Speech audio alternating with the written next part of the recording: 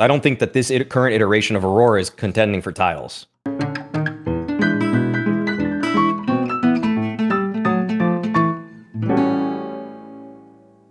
Right, we're back for another episode of Snake and Banter. We have a return guest. It's obviously NiKo, who has been on the show many times. He's actually one of the first people to ever come on this show if you go all the way back. I can't remember what year we started this, I don't know, 2022, I think, because I think there's some stuff about fears in there. So it was a long time ago. That was back when the thumbnail used to be like drink of the day, then it would be the person's face, whereas now it's like, I don't know, some super Photoshop thing of like the three of us, like Matt Rushmore, and then it's like, Jill will never play CS again, question, and you know, like some clickbait stuff, so whatever. We all know the new meta, but he's back. And the difference is, in our show, I do like a little bit of, you know, warming people up, then we go straight to the topics. We don't now talk for 20 minutes about like, you know, so how's it going, Maui? You've had like problems with your parking recently. Like, that's how they do on their show. Theirs is more like Joe Rogan, you know, the first 20 minutes like, what's going on? How are you getting to know each other? You know, the joke is it's almost like they pressed record before they pressed record, and you get that, probably fake. They all probably secretly hate each other and not even friends. You know, it's all an act. It's all for the cameras, but who knows? What do you mean secretly? Not true. If anything, actually, part of that show is like low-key actually hitting on shit. In fact, I even know one thing about that show is NiKo probably wouldn't even say some of that stuff in a green room. He just does it to actually trigger Chad on the and Moses on the podcast. He knows what buttons to push to like set them off, you know. So I do appreciate that. I appreciate shithouseries, we call it in English football. Well, let's not talk about that today, shall we? But yeah, I do that a little bit, but that's actually Jason. That's Jason's secret sauce. He's got a bit of that right? too. Especially on the desk. That's like all he does for the most part. The only thing is, though, his problem is, I think this is why he does it. He's also susceptible to it, though. You can also get him too if you get him on the right topic and the right angle. Anyway, as always on this show, we start nowadays with the spiciest topic. And actually, I was surprised with this. I only found out the topics before we start the show. Maui has got a one that I haven't seen from anyone. So what is we're starting in the ugly section. What is ugly right now, Maui? What don't you like? Yeah, I would just say that So I just did a roster tier list on my stream, and I think the positioning per the team that people found the most contentious is that I didn't really rate the Aurora move all that high. Okay. I feel like it opens up the door for future moves, and I think that on paper you would say that this is an upgrade, but I just don't think that in the pecking order of the elite teams that this changes or moves the needle as much as people might think it does, because I don't really see them unseating Falcons, Vitality, or Spirit. I'd even find it a little bit questionable. Are they going to consistently upset the FURIAs and the NAVIs of the world? And with some of the other teams, I would say improving their rosters kind of behind or beneath Aurora. I think Aurora, even though I take all of the moves individually, and I can say that I like them. I think Ashe is actually an improvement over Faber. I think that Yimpat is a better player than Soulfly. And I think that Kicksan actually is the most questionable for me. And I think that I like Kicksan a lot, don't get me wrong. I think he's one of the probably 7 or 8 best in-game leaders that are in the game right now. But when I really thought back at Kicksan and he was working with a team of this level before, because I would relate the skill level on this Aurora team more of like the first iteration of Falcons that he was on. He didn't really have the best time. It was with NiKo, it was with Dexter, it was with Magisk. I would say some of those players are a little bit more hit or miss. I would say like NiKo's better than anybody pretty much on Aurora today. I would say Dexter was actually better than lauNX is today. So there's a couple pieces that he had back then, and they weren't making every playoffs. In fact, in that first season that he played with Falcons, I feel like, I don't feel like, I know that they missed a handful of playoffs. They missed like the EPL playoffs, they missed Cato playoffs. They obviously had that disaster at Austin against MIBR. You know, there were a lot of disastrous results when he was the in-game leader of them. It wasn't until he got Kyosuke and really just had the most star-studded lineup money could buy for him to finally get a little bit more consistency. But that's the kind of the roster that he's working with now with Aurora. And that's my big concern with them, is that I just don't think that this really moves the needle. So my take is more or less here that it's just a little bit ugly. That I'm not saying it's bad. I don't think they made bad moves. I just don't think that they did enough. And I think that really where I'm going to judge this Aurora team is more so after they get the VRS games under their belt, who are they going to replace next? And how is that going to fare? Because yeah, I think those are some of the valid points. I don't know if you could have really made changes that would have put them in contender status. I don't think that would have been really possible, right? And you look at some of these teams, obviously like Vitality, Spirit, Falcons, like they all have superstar caliber players. You know, there's Iwu, there's Donk, there's mauiSnake, and then also always there's Robs, there's Shiro, there's Kyosuke or NiKo, or however you want to put it. But I think for Aurora, it's definitely an improvement. They just hit their ceiling. And I think probably the result at the major was propped up by the fact that they knew changes were going to happen. So they played with less pressure, and that's always what's been holding them back. And Major was also vocal multiple times about, you know, him having to call a certain way because of the players that he has, and that's also like putting limitations on him. So I think for Aurora it's the right move. I echo the fact that, you know, 3 months from now they probably make another change. Like they just couldn't make more than 2 to keep their core. I like that they changed, you know, once the coach was moving, that you changed the IGL as well, because it gives you an opportunity for a fresh start, and for Ash to, you know, work with a guy that he probably picked or definitely had a hand in picking. And then for Jimmy, I think it's an interesting one. I think it's a great opportunity for him to sort of show the people that he still got it, because ever since Spinks got added into the team, even though he didn't like take all of Jimmy's roles, it still felt like he had less space for himself, and then that Mouse team just got stale after a while. So here he'll just be able to do his thing exclusively. And then Kixen, I think for Kixen, it's more a matter of, I'm not really sure that he's a good IGL for having like superstar caliber players.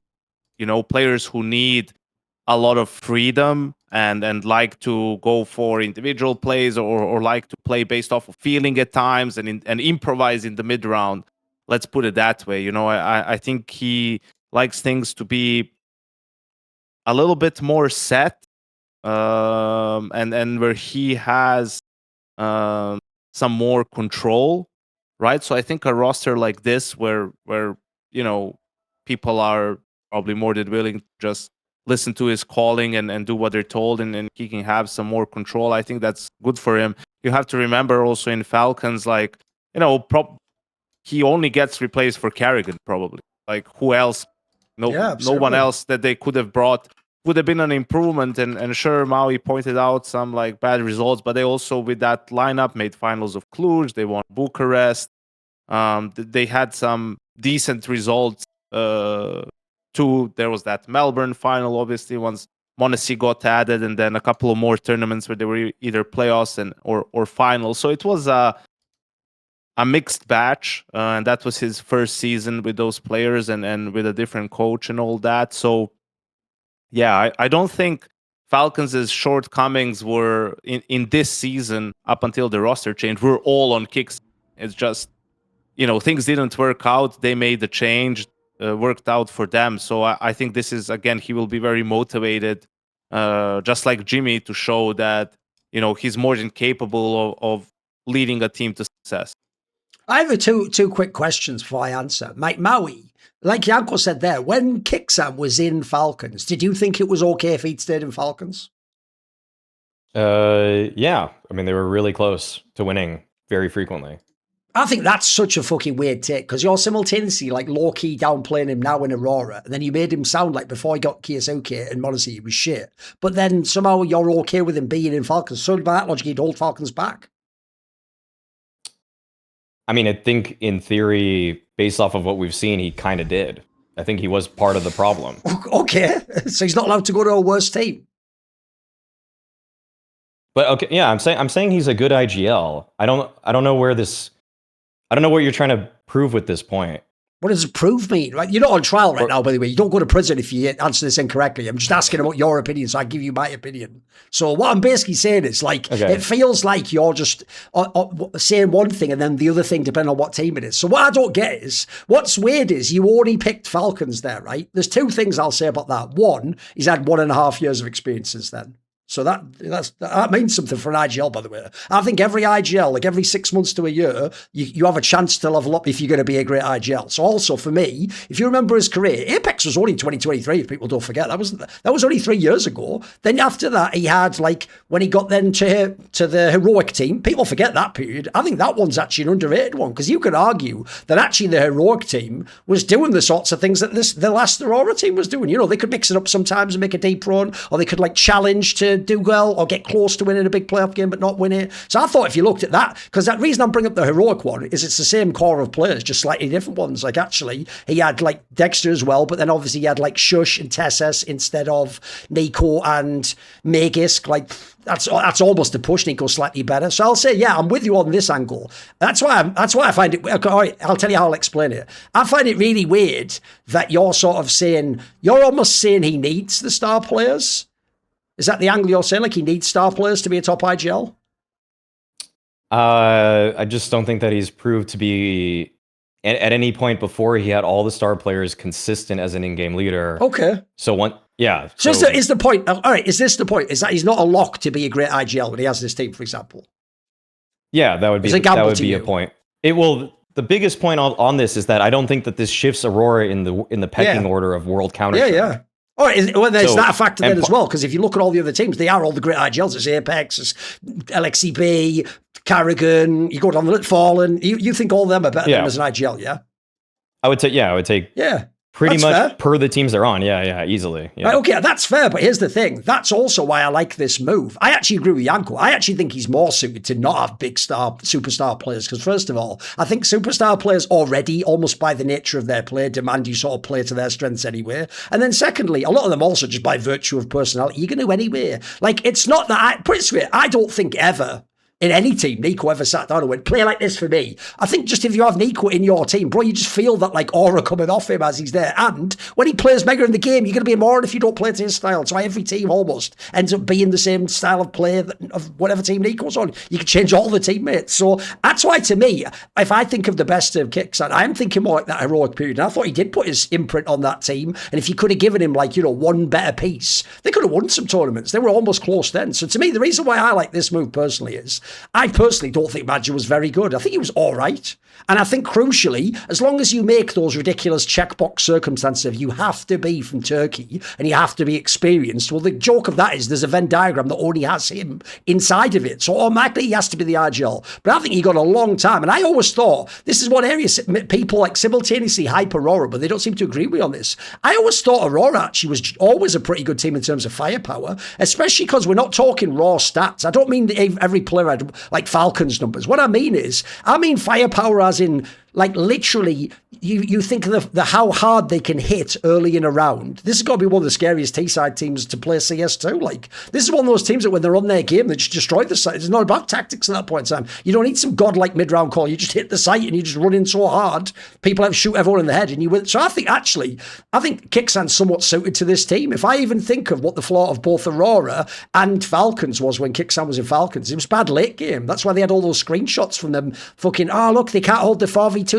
If you're in the team like this, mate, if you're just going to have a similar Aurora to Madja, but slightly better, I think you've actually... Here's the key thing for me. Here's why I disagree. Because I'm with you. They haven't added much at the top level. This isn't the IGL that's a genius, is going to win everything from being a master. He's not going to do like the Carrigan effect. Also, you haven't added any more stars. There's no extra firepower in that sense. But what I like about this team is, I think you've added what they never had, which is you've added structure at the bottom. You've raised the floor of the team for my money. Like, they always struggled with that fourth position. That was the player that wasn't Madja, basically. Soulfly, Jota, whoever it might be, Calix before that. They always had players where they were all right and they were sort of good and they maybe gave you a bit more firepower, but they were lacking some. And that's, to me, that's also why they had the bat late game. So to me, I think Yimpa is a fucking mega addition. Like, I think he comes in, does all the dirty work. He's also got zero ego, by the way. So if you have all these big name star players, then he's not going to get in their way at all. So I like these moves in general, and I'll slightly disagree with you.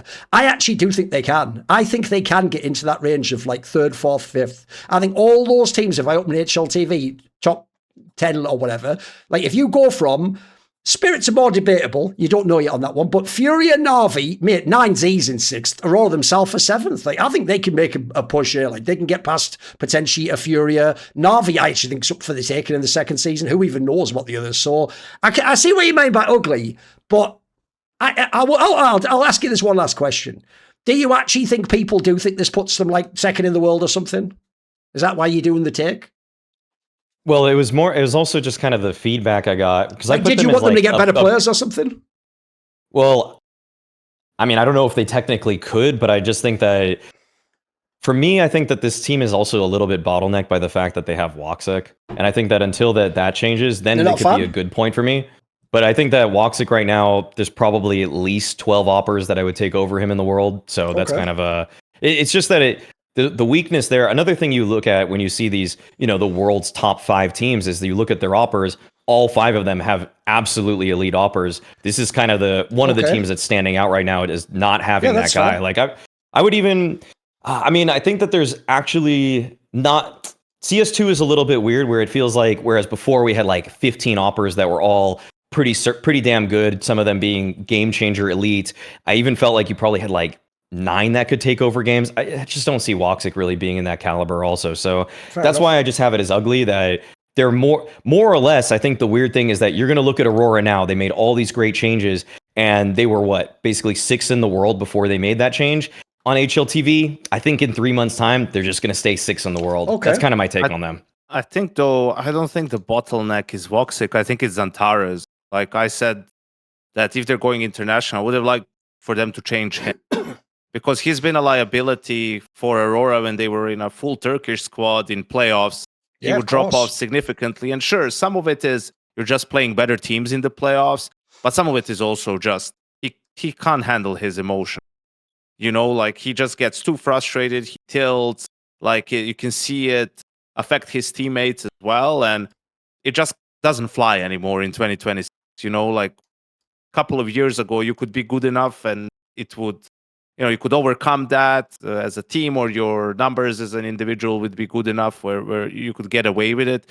You can't do it anymore. So I think it's going to be hard for them, or I guess it would have been hard to go from a full Turkish team to removing Xantares. But now that you already moved international, the next step would be, unless he has an uptick in performance and really justifies a spot on the lineup, I would change him. Because, Woxic isn't a superstar. He isn't a game changer, but he also isn't a bot. Like, he is more reliable than some of the other guys that you could get. And unless you go plucking down in tier 3 and academy teams, which, let's be honest, Ash hasn't had the most success in scouting oppers, in recent times. Like, I think it's fine just keeping him and seeing what he can bring with a different in-game leader, a different system. Like, he was fucking neutered completely under Major. Like, he was mostly in charge of supporting utility, and the guy, while the rest are executing, how many times do you see Aurora execute B on Anubis and Woxic is on stairs holding an A main? Yes. Right? Like, sure, that's great if that's an easy kill if someone pushes and whatnot. But, back in the day, he was known of being more of a Monacy type opper, like in the thick of things, finding openings. Obviously, he has high sensitivity, so the flicks and being a little bit of a combat opper. And, I'm not saying that he's going to go back to that style now under Kicksun and Ash, but maybe he gets put in more situations where he can showcase some of his ability. I'll just say this. I think also the other factor, like you didn't really mention much, man. You don't have to go into it now. It's fine. The take's the take. I would also say I'm with NiKo. I actually think the Ash factor is the biggest, attenuating aspect. That could make this team 1.5 times better than just the roster on paper looks. And actually, that's one area, as much as I don't like Madger, that I'll also criticize Aurora for in that sense, which is, who the fuck is Faber Fab? Who is this guy? What, he just gets to be there forever? And we all, by the way, they all talked and we all act like they didn't even have a coach. So that already stupid as fuck, in my opinion. Like, it's one thing that Madger has to be there forever. Who's this guy? Just some fucking guy. That could just be his uncle for all I know, bro. I've been to Turkey. They all look like that. Like, I don't know why. Think about this, right? Who the fuck else ever had a team that was 4th or 5th in the world and nobody knows their coach? The joke about Mongols is everyone knows their coach. The whole fucking narrative's about their coach. Even when he's not at the event, all we do is talk about the fucking coach. We talk like he's like Santa Claus giving out the toys to all the people in the strats. Like, this guy, I don't even know what he did, bro. So I think already giving these players a coach, that could change some of these factors. Like, I want to see, by the way, Ash isn't an idiot. He's watched all these games where Xantaras went missing in playoffs. I want to see what he does about it. How does he try to address it? Are there things you can do in the game to make the game easier when Xantaras isn't hitting or whatever the fuck? So, and then lastly, I agree with you actually, Maui. You sort of said something earlier. This is why it's ugly, not bad, which is the best part about this move. It's a bit like some of those Falcons VC game moves. It's not this move. It's what it opens up for the next move. That's the best part. Because as you're saying, if you think that like Woxic, or in the case of NiKo, Xantaras are a problem, well, good news is they're not Turkish anymore and it's not a Turkish org. Like, if you want to, in 6 months or 1 year, maybe Wakadi is the only Turkish player here and we're not even thinking about it as it's a Turkish team. It's just a really good international team that's like 3rd or 4th best in the world with like the best players. Like, that can happen. You can think of the two players, aggressive, high usage fucking star rifler and AWPer. Those are literally the 2-star roles in Counter-Strike, and as long as you speak English, the world is your oyster. So no, I'm with you. I like it as an ugly point though. I do think it's controversial because I think some people hype that as the big move in the off-season. NiKo, it's actually perfectly timed. You couldn't have known this, but what is your ugly point?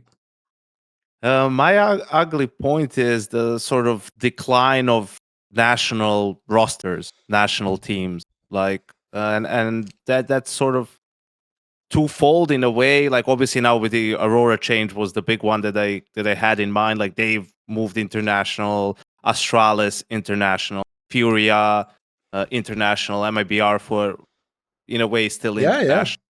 Right, so a lot of these teams have just, everyone is going international. NA teams a long time ago, right, with Liquid, and teams like Energy, Complexity, and so on. And the reason for me why it's ugly and I dislike it, because nowadays, like, sort of a lot of teams are just trying to play the same way. Like, everyone is trying to be Vitality, right? And to play like Vitality. Actually, Aurora was the one team that was sort of playing a little bit differently, a little bit more grouped up and execute heavy, right? But even that, not by a ton. And I dislike it because, you're losing some of that flavor that you would get from watching, right? Like, you would know that Brazilian teams are always going to be super slow and try to be patient. Danish teams would be really great with utility, and they would maybe be a little bit more execute heavy, especially with half buys. Yes. CIS teams would be more loose. They would be more puggy, right? More aggressive, just sort of going for plays, looking random from the outside. And now you just get everyone playing with this sort of a mix.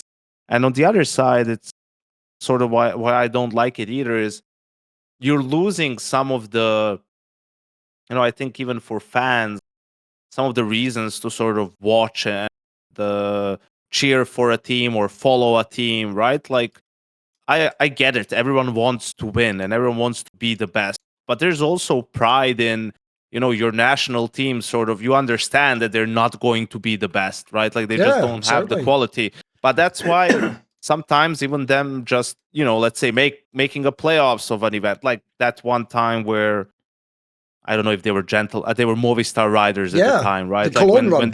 when they made the Cologne run, or Saw when they did it, or 9Z a couple of years back in Dallas, right? Like, all these runs were like so hype for their fans and obviously for them getting it. And 9Z is now the sort of one team, because obviously the changes in the Mongols too. I don't think they're going to be able to maintain the level that we saw in the last 2 years. So for me, it's just, I think ugly is, maybe a bit too strong, but probably just a bit sad, seeing all of that transpire, because I think it's more fun to watch when you have like national teams and teams having their own styles, right? And then trying to master that style and perhaps sort of catch some teams, not necessarily catch them off guard, but just it can be uncomfortable for some teams to play against you, and having teams come up the ranks and just surprise and sort of have some of those cool storylines that we used to see before, with the likes of the Mongol or Aurora or 3D Max for a while, right? Putting themselves on the map. It definitely, when teams were 5 people from the same nationality, or at least they just spoke the same mother tongue, it gave them a clearer identity. And I feel like in some of and this could be a little bit of nostalgia or the rose-tinted glasses, but I feel like the level and the speed with which some of the international lineups were able to play and react off of each other, such as Prime Astralis, for example, it allowed them to synchronize in a way that I don't know if I always get that seamlessly, even from some of the most elite teams that are speaking in second languages. And I feel like this is maybe more of like an eye test thing, or kind of like just the way it felt back then is like they're working in tandem so well, so quickly, that if there's any sort of information relayed from one side of the map to the other, it almost looked like they had instant radar hacks. They would just move across the map so quickly, be able to take space when they recognize that there's a gap so well. Whereas I feel like when I watch even Vitality, when they were, maybe they're still in their prime, but I would say more like a few months ago and even last year, the way they kind of move was, I guess I would describe it as a little, it's polished, but it's a little clunkier. It's almost like, hey, we're moving into this stage of the round now. We're moving into this stage of the round now. And it's something that I feel like if you really, really, like the way that Astralis broke down so many teams of the past, it just felt like you were constantly getting walked over so slowly, and everything that you did just gave them more space. Almost like you're just getting suffocated by a player that's just objectively better than you at chess. Like they just make every successive move that always punish what it was you were doing and played off of any gap that they gave you. Whereas now, like you say, a lot of people are trying to play like Vitality. They stage a lot of aspects of the round. They have a lot of set finishers. It's almost kind of like they have a starter, sort of like a way that they settle in the mid round, and then they just go with one of their routine finishers. And it looks sort of like, yeah, I kind of can see how they're working through their playbook in these sort of moments, and it's probably a great way to simplify things so that it's easier for everybody of all varying backgrounds to follow. But you lose at its peak a little bit of that extra edge of just understanding. And maybe we're just never going to see anything like that Astralis again. And maybe they had some kind of quality or character that allowed them to play like that. But nowadays, it's just also harder on a narrative aspect to say, oh yeah, we've got this new up-and-coming team, Foot, that has got one dude from Romania, one dude from Ukraine, one dude from, like, it's like, what do we even, like, how do these guys, like, in no circumstance would these 5 players know each other if not for Counter-Strike, which is cool, and that's part of the beauty of CS bringing people together, but it also just feels a little bit more like we just chat GPT'd the latest roster to just see what's spat out for best player per role within budget that we have. And it just feels a little bit more soulless than it did back in the day. So I'd say from a narrative aspect and from a tactical aspect, the game has definitely felt a bit different lately. I think even Foot is like, they're actually kind of interesting because they do play, mega aggressive and everything. But I think another issue with that is, like, we did see it in Shanghai at the major with Gamer Legion playing like more execute heavy on T side because they didn't have players to do default, and it worked. We saw with Liquid, I'll never forget that, the Fisher tournament in Belgrade, where they ended up making top 4, which got them enough points to attend the Budapest major. Like, they wouldn't have had enough points otherwise. What happened was Twist was on his way out, and when they were like 0-2 or 1-2 in Swiss, and they just said, fuck it. And from that point on, their T side, they were just playing fast every round. No matter whether they win or lose, every round. If they're down 0-8, they keep playing fast. And they got all the way to the semifinal where, I don't know, I think it was either FURIA or the Mongols who beat them in the end. Like, you even have cases of it working if you really commit to it, right? Like, so many teams that don't have the players, like, trying to play default, and then they just get outplayed in the last 10 seconds of the round, like, because of one kill going the wrong way, or a guy not going where he's supposed to, or you miss a piece of utility. Just, why are you doing this to yourself? Just figure out a way, like, find a way where you can beat these teams, with what you have. Yeah, it's the thing. I actually think the reason why this is a good ugly point is because it isn't actually good or bad. Like, realistically, the good thing is this. Here's the good news. This is the development that every single sport takes. Like, spoiler, if you're a big fan of football, it doesn't actually, the joke is, right, when I was a boy, people could criticize me because I was a fan of Liverpool, but I'm not in any way from Liverpool. In fact, I'm even from the other side of the country. The reason why that wouldn't work as criticism now is, mate, teams aren't about players from that area and everyone's a fan of whoever the fuck they like because every team's international. Every team has a guy from Italy, Spain, you know, everyone. They got a guy from fucking Africa, South America. Like, now in the modern day, there are no like themed teams. In fact, I think that's actually why, this is an aside here, that's why I think people still really care about things like the World Cup and the Euros, because that gives you back that flavour, a little taste of it. Because here's the thing, ultimately, you probably do want for the sport to have mixed rosters, because what it allows for is a more competitive top 20. Like, as we just said about Aurora, they would be gate-kept forever at like 5th in the world or something if they had to recruit Turkish people. That does cap them. If you can open the team up,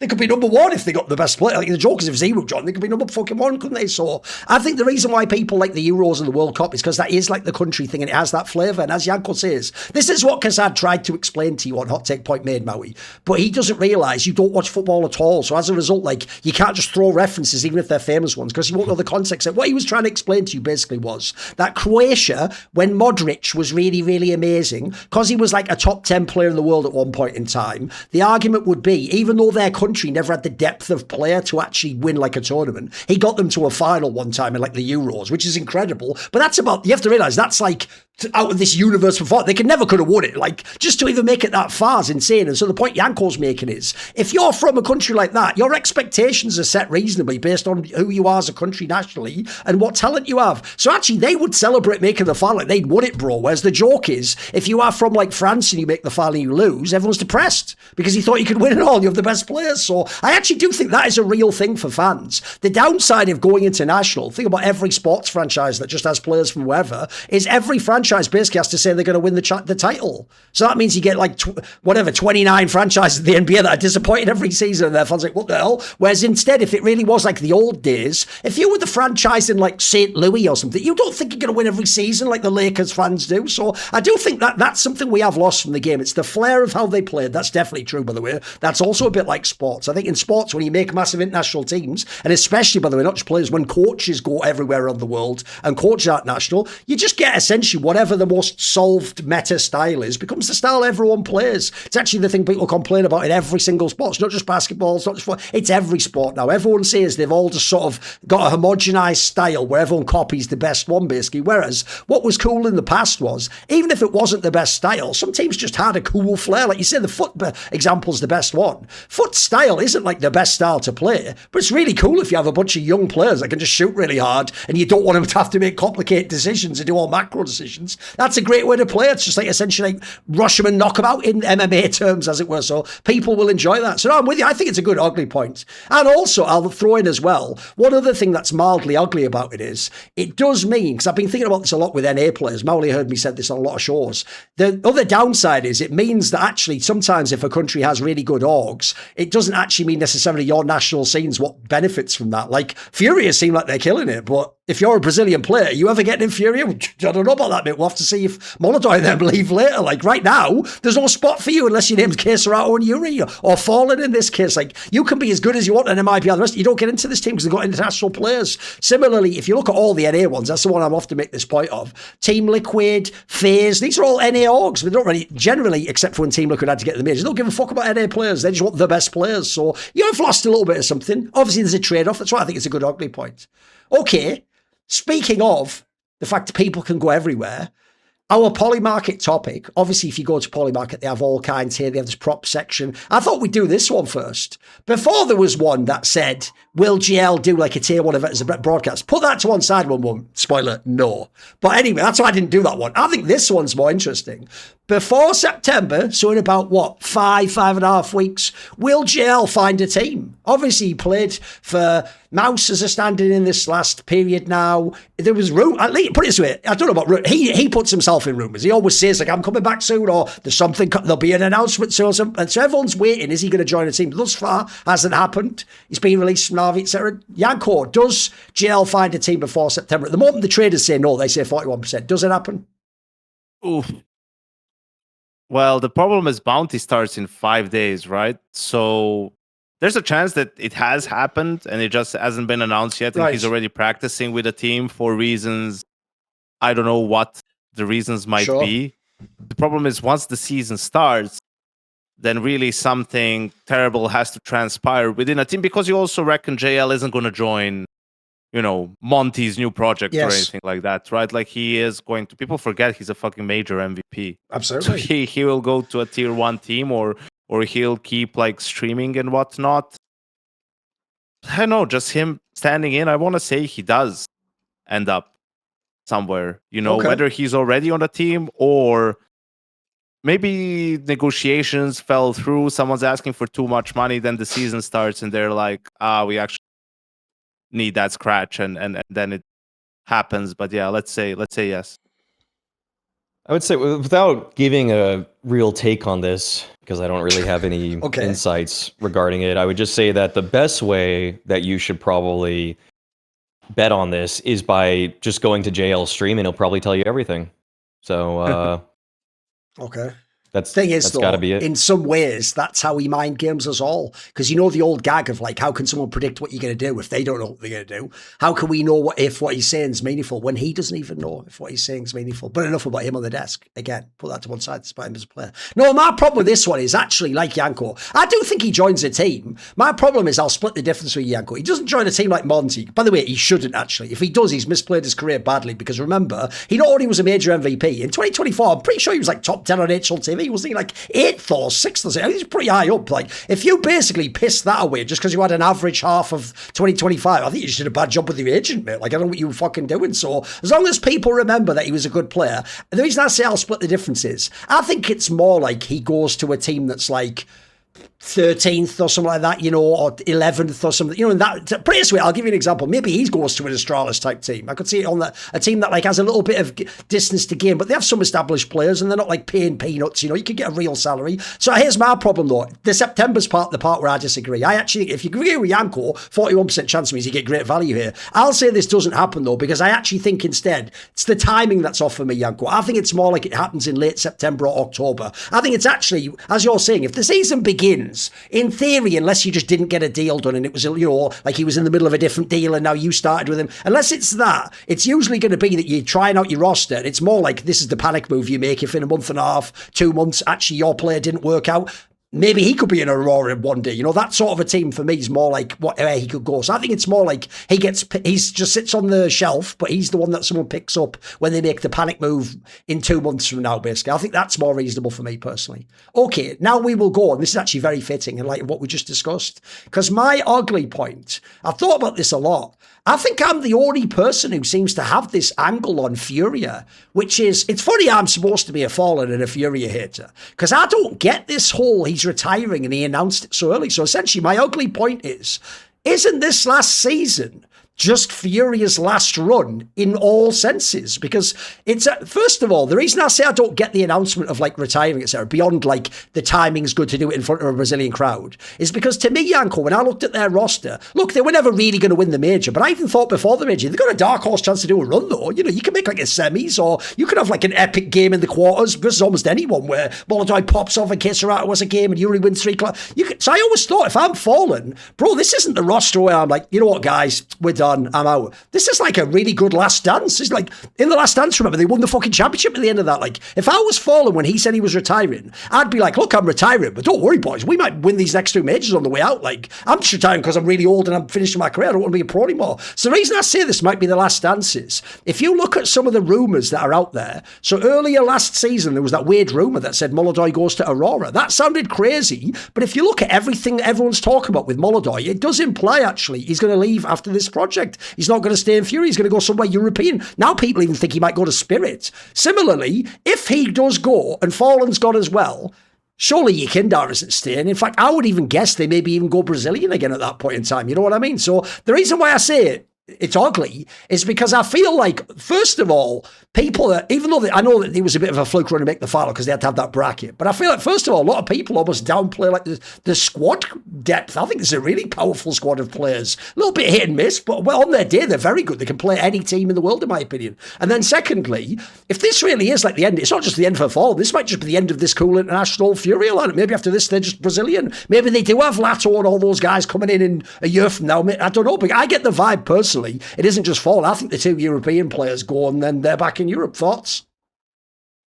Yeah, I think the problem is, I think they are treating this as, even though I'm retiring, we can still win events, especially with their performance. Like in Astana, it seemed like they looked like the Fury. They were close to winning both those games, And again, it was close, lost to Falcons. They should have won that. They should have. See defuse on Nuke. And also the Spirit game was really close. So I think their confidence is back that they can do it. I do think it was their best chance to win Cologne, though. True. You know, with going up against Falcons, I think they made the mistake of picking Mirage instead of Inferno, but that's a completely different topic. On the topic of that this might be the end of the whole project, well, the big problem is like Brazil is void of IGLs. And that's the whole thing, is like while Fallen is on his way out, he's going to help with the process and then figuring out who's going to take up his role once he's gone, right? And certainly one of the options is Yakinder just does it, because he does already. True. He calls the CT side, and sometimes he like is calling even the T side, right? Like based off of his positions, or maybe he just has a good feel from the. Pretty sweet. It looks like he does that thing where he just sort of goes, I'm doing my round on T side. Everyone saw that one on Nuke where he just sent it all the way around like some fucking parkour shit. That looked like he just called that himself, didn't he? He called his own number on that one, surely. Yeah, or even just not even in calling his own number, just calling the round for the team, because he knows, I think they're going to play like this. Guys, let's do this round. And Fallen is the type of a guy who will always say yes and trust his teammates. So that's one option, which would be the most painless one for Furia, because if he does it, then they just get another rifler. And obviously, they just need an anchor rifler, which could really be, like, that's the easiest position to fill. Definitely. The problem is if Yakinder doesn't want to do it and they're looking for an IGL, well, now it gets tricky. Get a European player, now you're moving to Europe, you're no longer in the Americas region. Obviously, there's not really Brazilians there. NiKo, I know he's not your best pal, but do you know what I'm scared about? I think because of what happened in Legacy, that fans would want Art back. I'm not even trolling you, bro. I think they would welcome him back. I'm being serious. I think even though I wouldn't do it, I think they would do it, mate. I think that would be considered like, a feel-good moment that he comes back as the IGL. Well, maybe if, Yakinder and Molodoy are both gone, at that point, we're getting they can't both be gone with Fall, and they can only lose 2. But for the VRS, true. If it's a sort of a thing where things are in a way falling apart, and we're not so much about competing as we are about nostalgia, sure. But so I think there is a real chance that Molodoy leaves. I mean, but I don't know, because he's so close to Fallen. So does that mean because Fallen's leaving, he leaves? Or does that mean, because it sounds like Fallen is staying with Furia in some capacity? Right? Do you think it's possibly becomes coach? I don't think so. I don't think so. I think there's no way. Because it was sort of implied it's the lifestyle. Like I gotta say, I don't think he's really quitting the squad. He's quitting the lifetime of being a pro. He's been for a million years, right? Exactly. That's what he's been saying. Like, I've been Fallen for so long. It's time to be Gabriel for a little bit. So that's why I don't think he's going to be a coach. Whether that's going to be a role within Counter-Strike, like whatever division, GM, or it's going to be content guy or head of something. But maybe if it's connected to the Counter-Strike division, then maybe he can, talk Molodoy into staying. Yeah, right? true. Like he can use the GM or something. He can use his relationship to have him stay. So yeah, I guess it depends on. I think a lot of it will depend also on how this season goes for them, right? Like if they are competitive, if the team is doing well, and then it's just the one change that you need to make, and if you can make one where everyone agrees is the right one, why would you leave, right? Like if you're close, let's say for me, I think their best bet is Yakinder moves to IGL, and they get another rifler. Like that's probably the best. I do appreciate that quote as well, because that does sound like some ESL skit copying like American Psycho or something, where Fallen's just looking in the mirror like, it turns out Gabriel doesn't exist at all. Like he's just lost himself in Fallen, the brand TM or whatever. I love that. I can actually do a good angle of that. Go on then, Maui. What do you think? I would prefer that it's Yakinder that just takes over the IGL role, because some people might look at his most recent year, and he was, what, 15th on HLTV's list, but he wasn't in the top 20 for me last year. The reason that they put him there, because they spent 2 paragraphs talking about this, is that they talked about his grand final rating. Yes. As if that's like the metric that we're suddenly just using as to boost players that throughout the rest of the playoffs and even the group stage for being, a little bit above average. That's the sole determinant to put him up in that ranking list. I feel like Yekindar has also always had the mind and desire to control more of what's going on with the team. I mean, ever since he basically played with Jaime, it felt like he always sought out to try to have that sort of like puppet master effect for a team that he knew how Jaime was able to orchestrate a team that was probably underpowered in ways, and he finds that he thinks that he's capable of doing that too. So I think that he'll have learned from his time on Liquid doing that. I already think Twist is a good example of, there haven't been always the best moments for him on this latest phase iteration, but there have been glimpses where I think he's taking less shortcuts as an in-game leader. Like, he's trying to play the rounds out, he's trying to come up with more clever mid-rounds. And I think that when you return to IGLing after taking a little bit of a time away, go back to a secondary caller, especially working under somebody like Fallen, that would probably only improve Yekindar's mind for live round reads. So they're also, like Yanko said, I mean, there's been times where, I mean, FURIA's just even admitted it, where they have played certain maps. Like, I remember last year, they had this really great Mirage, and they just flat out admitted that Yekindar was calling the T side. And I just thought, oh, like, why is this guy not just the full-time IGL then? Because that was one of the best T sides I've seen from FURIA all season. So he's totally capable of doing it. And so I think the transition period will be a little bit smoother if they just are already setting up Yekindar to be the next leader for this team. I'm not sure what is going to come for the 5th rifler position, but I would easily take Yekindar over Art. So hopefully we don't have to witness that again. All right, Amen. Let us go then to the good section. So we'll go into the original. What's good right now, Yanko? What could be on your mind that you're enjoying right now in CS? Well, I'm gonna be honest. Originally, what I wanted, what I had in there was, all the roster changes. That I thought it was good that the changes are happening like the last off season. But then I realized I would probably be doing a disservice, to you guys and podcast if I didn't just say that my good point is that NiKo won his major, and do my fair share and do my fair share of glazing, as it should be. And I think it's just, the point isn't just that he won the majors, that he won it before he switched to the IGL role, right? And I think for that, the reason for that is that obviously he's had such a storied career.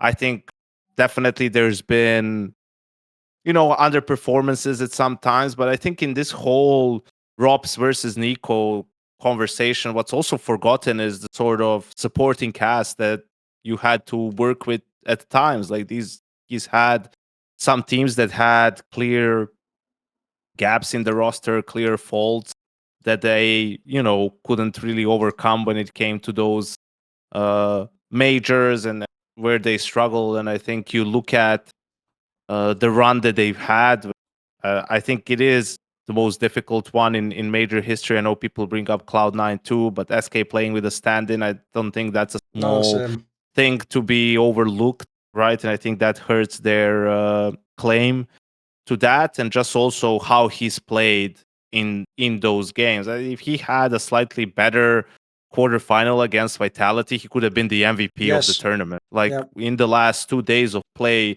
he was the highest rated player statistically, and by a good margin. He ended up at 1.33. Next player was at 1.24. Grand final as well, consistent across all 3 maps. In what was a dominant win for them, and it was one of those. It is one of those scenarios where, same way like when Simple got his, it's just things felt right, that it would have felt so wrong. Imagine if that was, because you're always thinking there's more time, like a guy like that will not just fall off, and then something that you couldn't predict happens, and all of a sudden Simple is like playing, but no one is even talking about him.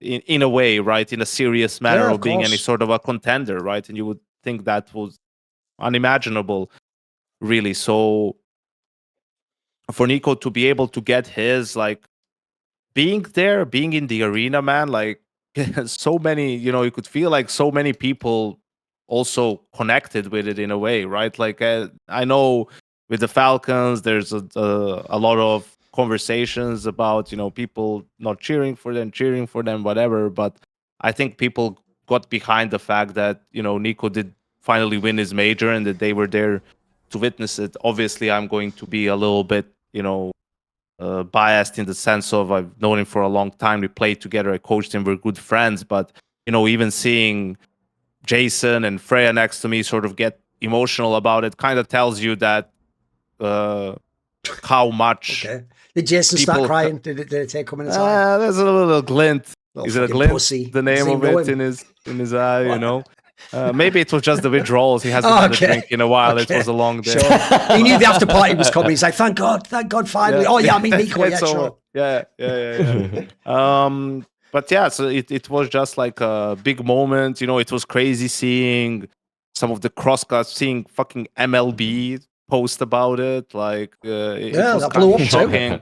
It was kind of shocking seeing the effect that it had. So yeah, for a career that he's had, be able to get the major, and for him personally, the fact that it's in Cologne with a run that they've had, there's absolutely no asterisks, no question marks, nothing that you can say about the run and about that trophy. I think it's a good thing that's happened.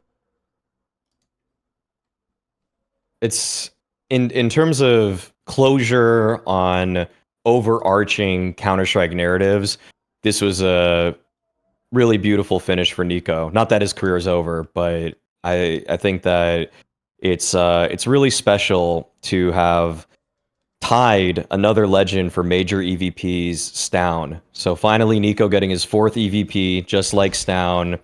Both of them legends of the game. No, I think it's great, though. I think it's great. Obviously, that's tongue-in-cheek. It was always kind of weird that Stown had more EVPs than NiKo at majors, but I think that it kind of just shows the relentless pursuit of greatness, which NiKo has just been on this path for, well over a decade. So I think that's why I connected with a lot of people, that you can... He'd never really achieved that ultimate goal, despite the fact that in other ways he exceeded and was a superlative player that this scene has been lucky to bear witness to. So I think that all the stars aligned in this way, and I actually love the fact that it happened where, I don't know all of what happened behind the scenes, but to, in a way, kind of it seemingly, like, this is a little bit of just drawing my own narrative, to kind of swallow his pride and go back to Kerrigan to actually work with him in tandem and kind of finish the job that they left undone with what happened in Boston. I'm glad that it kind of happened in this. Like, again, it just creates this even more spectacular closure that just it feels like it was written. Like that's how the only way I could really frame it further is that it just feels like this is kind of what the Disney script writers would want for the two pals who were at odds with each other at one point in time to finally, make amends and to achieve what they had always sought out to do together after whatever kind of finish they had that first time around. I think that shows a lot of growth between them as individuals, and I think that beyond that, the individual improvements that both of them have made respectively has made this even more of a glorious win than just it being a major victory, but just like a million narratives could be tied into this one, and I think that it resonated so strongly, and why even though I think that people have brought up the fact that ES Charts is run by or it has some significant Saudi investment too. I believe, yeah. Yeah, so but I believe it in enough sense that because people want to see star players as they did at Stockholm, which is what led to Simple and NiKo, even though it only went to 2 maps, being the most viewed CS game of all time then, because people want to see these kinds of finishes. And really there's very few star players that are bigger than Fallen, than Kerrigan, than NiKo, and for Rising Ones, obviously some of the rest of the guys that are on the team. So all of that led to just a magnificent way to close out the tournament. I don't know if it really could have been scripted any better. So I think that it's just such a it's a really great point. Really great point, because we get to see the completion of one of Counter-Strike's kind of biggest what ifs being finally finished out.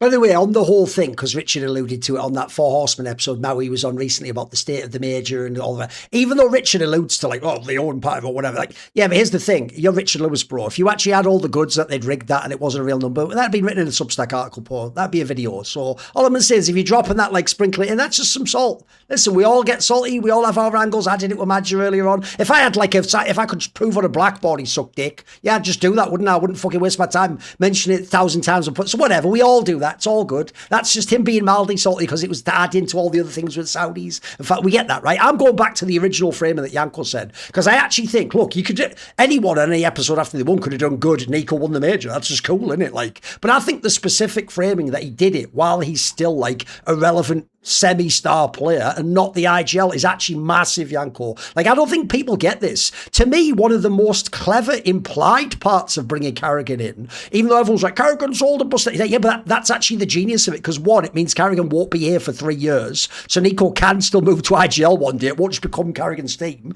And then two, if you were going to bring someone in, potentially short term, who could immediately win, that's the guy to get. You don't want anyone else you get. Think about the kickstand discussion earlier. You're going to need 6 months to bed them in. It's probably unfair to judge them after. You probably need a whole year. Again, that doesn't work for this angle. And then lastly, I agree totally. If instead, right, they didn't win this major and then they didn't win the Singapore one at the end of the year, and then 2027 they say, right, NiKo becomes IGL, then you know what? Let's say as an IGL, he's actually one of the best frag in IGL, and then they win the next major after that. I'm sorry, if you're both NiKo and all the fans and people like me who are the experts, we're not going to go, well, that's fine, he got his major in the end. It's that's not what we meant by a NiKo major. I make this analogy, I've made this in the past to people are basketball fans. I was a big fan of Gary Payton, the scoring point guard in the 90s, right? He actually won a championship with the Miami Heat in 2006 as the backup point guard, who I'm going to guess probably scored 9 points a game, right? I'm sorry, even he, if he was being honest, would tell you that's if he's having a conversation about the greatest point guards ever, he can't go to the other great ones that have the rings and go, I've got a ring too. It's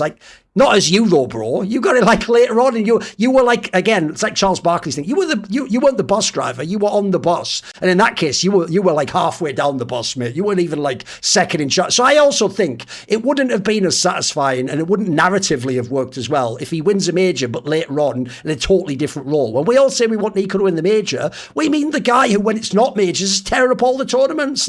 People forget it wasn't that long ago he was in G2. He was a top 5 player in the world sometimes.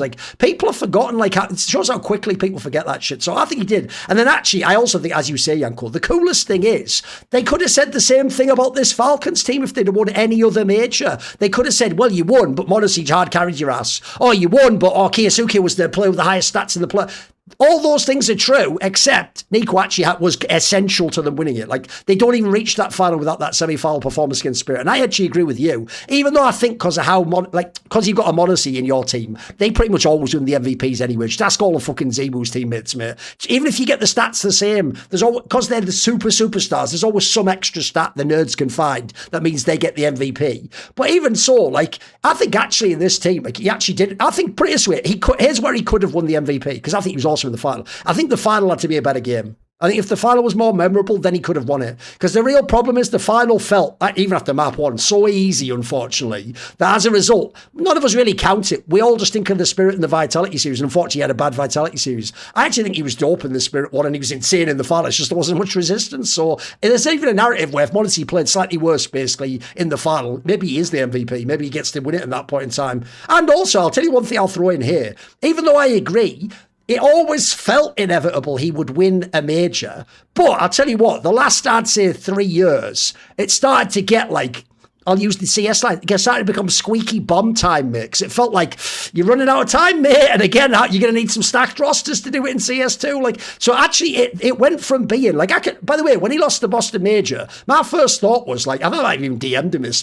who gives a fuck? You're NiKo, bro. You're in phase. You'll probably win one 2 years from now. Unfortunately, that was 8 years ago, something mental. So it actually now, I think the last 3 years was not guaranteed anymore. This could have ended in tears, or it could have ended with you have to completely swap your role and be an IGL to win win. So I think it is pretty cool. And then also, actually, I even think the thing about like all the crowd pulling from is big as well.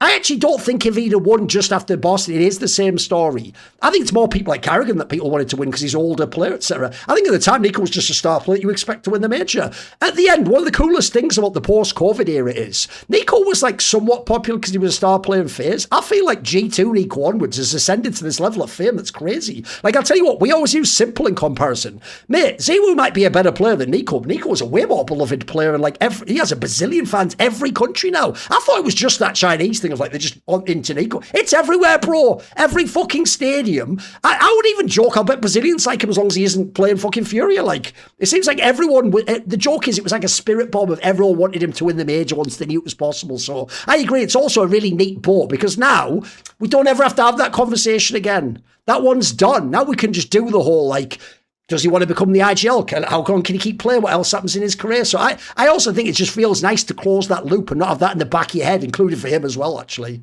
Okay. I just wanted to say quickly, like, I think Maui is also right with what he said, that NiKo, his approach was a little bit different recently, or at least for the major, and probably since Carrigan joined, where like he really tried his hardest to just focus in the moment on the next round, on the round, not let like what happened well, things like that. And I just think it's curious, like now that he's finally got this chip off his shoulder, right? Like how good can they actually, or he can actually be in these games now? Because it was always a matter of the pressure of just wanting to win, where I don't think like when he played poorly, I don't think it was choking in the sense of, oh, he was too afraid to do shit, he choked up. No, it was like he wanted to do things too much, where he pushed to make plays where there were no plays to be made, and ended up like making costly mistakes at times for his team. And you could tell in these games,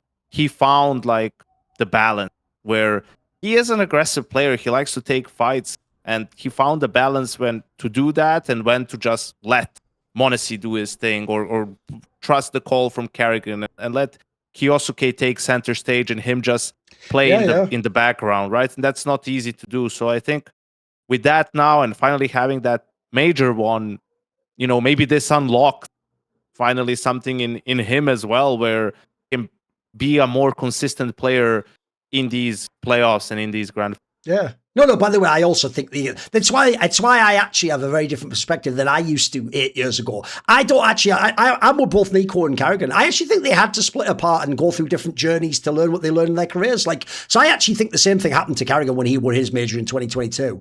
At that major and on, I noticed he played with like an abandoning major playoffs. Like, this is why we have the Carrigan effect and all the bullshit. Like, before that, he used to tighten up. He used to think like, oh, what make him call my. So I think that's a cool angle too. Okay, I'll tell you what. You might think if you're at home watching this, anyone can make a show, a podcast, but there's more to it than you know. You have to be able to record it. You have to know how to coordinate everything. You have to be able to do the editing, the sound levels. If you want to make it into a clip, you have to understand file formats. You have to actually, with our sponsors Zen AI, you don't have to do any of that. All you have to do is just talk and have someone to talk to. Not even that, by the way. You could just make a solo one, and you can make what they call a vibecast, which is what they call it, where you just record a conversation and you want to put it out into the world. And the good thing is, it's AI, obviously. It can do all the things I just explained before that a human would do before, really simply. So you don't have to have any of those skills. All you have to be able to do is have the idea and talk. That's it.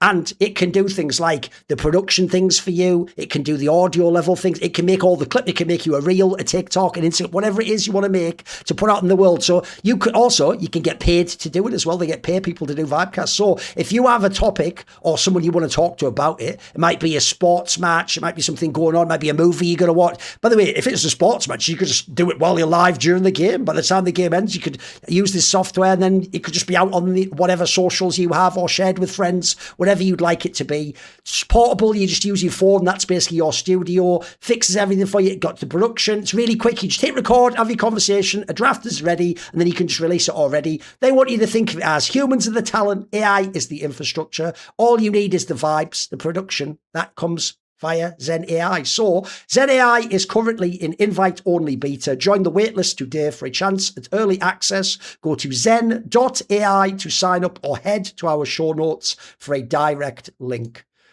Right, now we are going to go to Maui's good point. What is good right now, Maui? Mine is just a team that was sort of spinning its wheels in the previous season, and then they finally were able to pull the trigger. I mean, there was the huge drama or debacle, I would say more so, of the fact that Heroic just had to play with a stand-in opper for pretty much an entire season with Alcarin having those visa issues and everything. And now they finally were able to pull the trigger, and I just think this is one that's desperately needed, and it's kind of because I wouldn't even necessarily say that the moves make this team. They're not like obviously contender or anything like that, but I think it actually helps bring up a couple pieces that I think are going to contribute to how Elite CS is played. Maybe not this year, but perhaps the next, because I really do think that NiLo and Crizzen are going to be players that are going to easily be vying for trophies in about, yeah, I'd say probably a year's time if things go well for them, because the skill on NiLo is just absurd, as kind of a lurky, more anchor sort of position guy. And I think that Crizzen's calls are, I think he's like he's like the second coming of Snappy, but just better. I think he's just like a better version of Snappy almost already, in terms of the way that he has a lot of set pieces, but I think his mid-rounding is really good already. The best moments of Heroic throughout the season were kind of off the back of him having these great live reads, or the way that Heroic would set up to try to activate the second stage of a round. He has a lot of misdirection in these rounds, and the fact that they have won, I don't know if there was really like a sweepstakes this year, or that any team really won, but Brolin's got to be one of the best pickups, I think, because I would say that this is like the rich man's version of when 3D Max got body after Fnatic, where it was like a guy that was sort of calling, was still a relevant fragger, but then when he got to 3D Max, he was actually I would say their best player. That to me is perhaps even what you're going to get from Brolin. I think that once he sheds that sort of IGL role, he'll be able to just slot in as a really solid rifler, probably help Heroic punch above their own weight. And then also, I think Martinez was the only reason to watch Gentlemates last season. I don't think there was really any other reason I'm going to tune in for that game, because everybody else was so streaky, so hit or miss.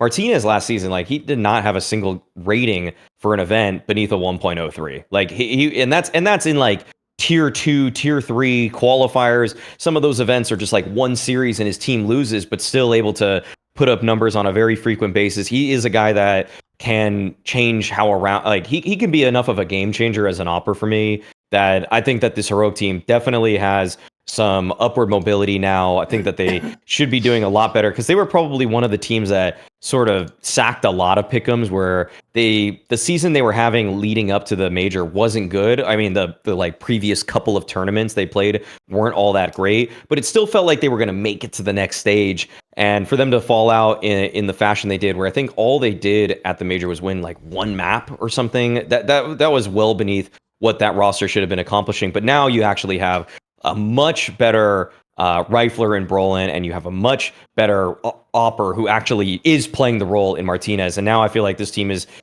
pretty much like top 16 material. I think that I don't even think that this is really like too much of a hot take at this point, but we'll see how you guys go on it. But I'm just glad that Heroic finally were able to make a move, and they'll probably be, to me, like a top of tier 1.5 team. This is actually not the hot take show, but don't worry. It's just a normal take show. Yeah, were you surprised they got Brolin, or that Brolin went to Heroic? Yeah. I mean, I did not see that coming. I don't know if that felt like Brolin was probably going to be maybe like a FaZe, or maybe I don't even know who would be another team, but FaZe was the one that was kind of more on the tip of my tongue for them. Sure. So for Heroic to win the Brolin sweepstakes, I think is pretty great on them. I don't know what they did to pull that, but yeah, I'll get to another point regarding who they could have got, but yeah, no, I'm happy about it for sure. Okay. Because for me, that was the huge part of it, right? Like, I was really surprised that Brolin, went to Heroic, because it's similar, like, I guess, as if we said JL, that Heroic wouldn't be a team that I think he would agree to go to, right? And I know maybe Brolin's talk, or like his accolades aren't as high as JL's, perhaps. But I think he can still be valuable as a rifler, and he showed some of that experience and his talent at the major with Maus. I know his stats weren't incredible, and he wasn't like mega consistent, but when he did show good things, it was very good. It was some of that stuff that you need to have in tier 1, the decisiveness, the initiative, right? And also just the pure mechanics to be able to pull it off. So yeah, when I saw that for Heroic, I'm like, all right, like he must have joined for a reason. I don't imagine that that reason could be exclusively money, because I don't think Heroic is in a mega state right now when it comes to that. So yeah, I think they have a good mix of players now. Obviously, Brolin is a huge help as someone who has a ton of experience in Tier 1 Counter-Strike. None of these other guys have it, right? And the fact that he was an IGL on Maus, who I think it's important that it was a team with a very high floor and good structure. I think that he can bring some things from not necessarily tactics or protocols, but just the way of doing things. How do you handle practice, and how do you just work to get better every day? I think that can be a big help to Heroic. They also made a roster coaching change, right? Bringing in Doto for Tobiz. So trying to, I guess, solidify that coach IGL duo in a way. So yeah, I think for them, they made really good changes. They have an Opper, and they somehow got like a player who was a staple in a Tier 1 team, right? With the talent and the potential that we saw from NiLo.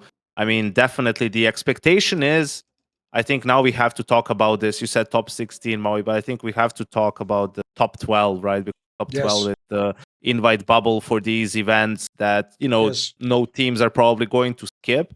And I think that's where I would expect, like, that's my expectations.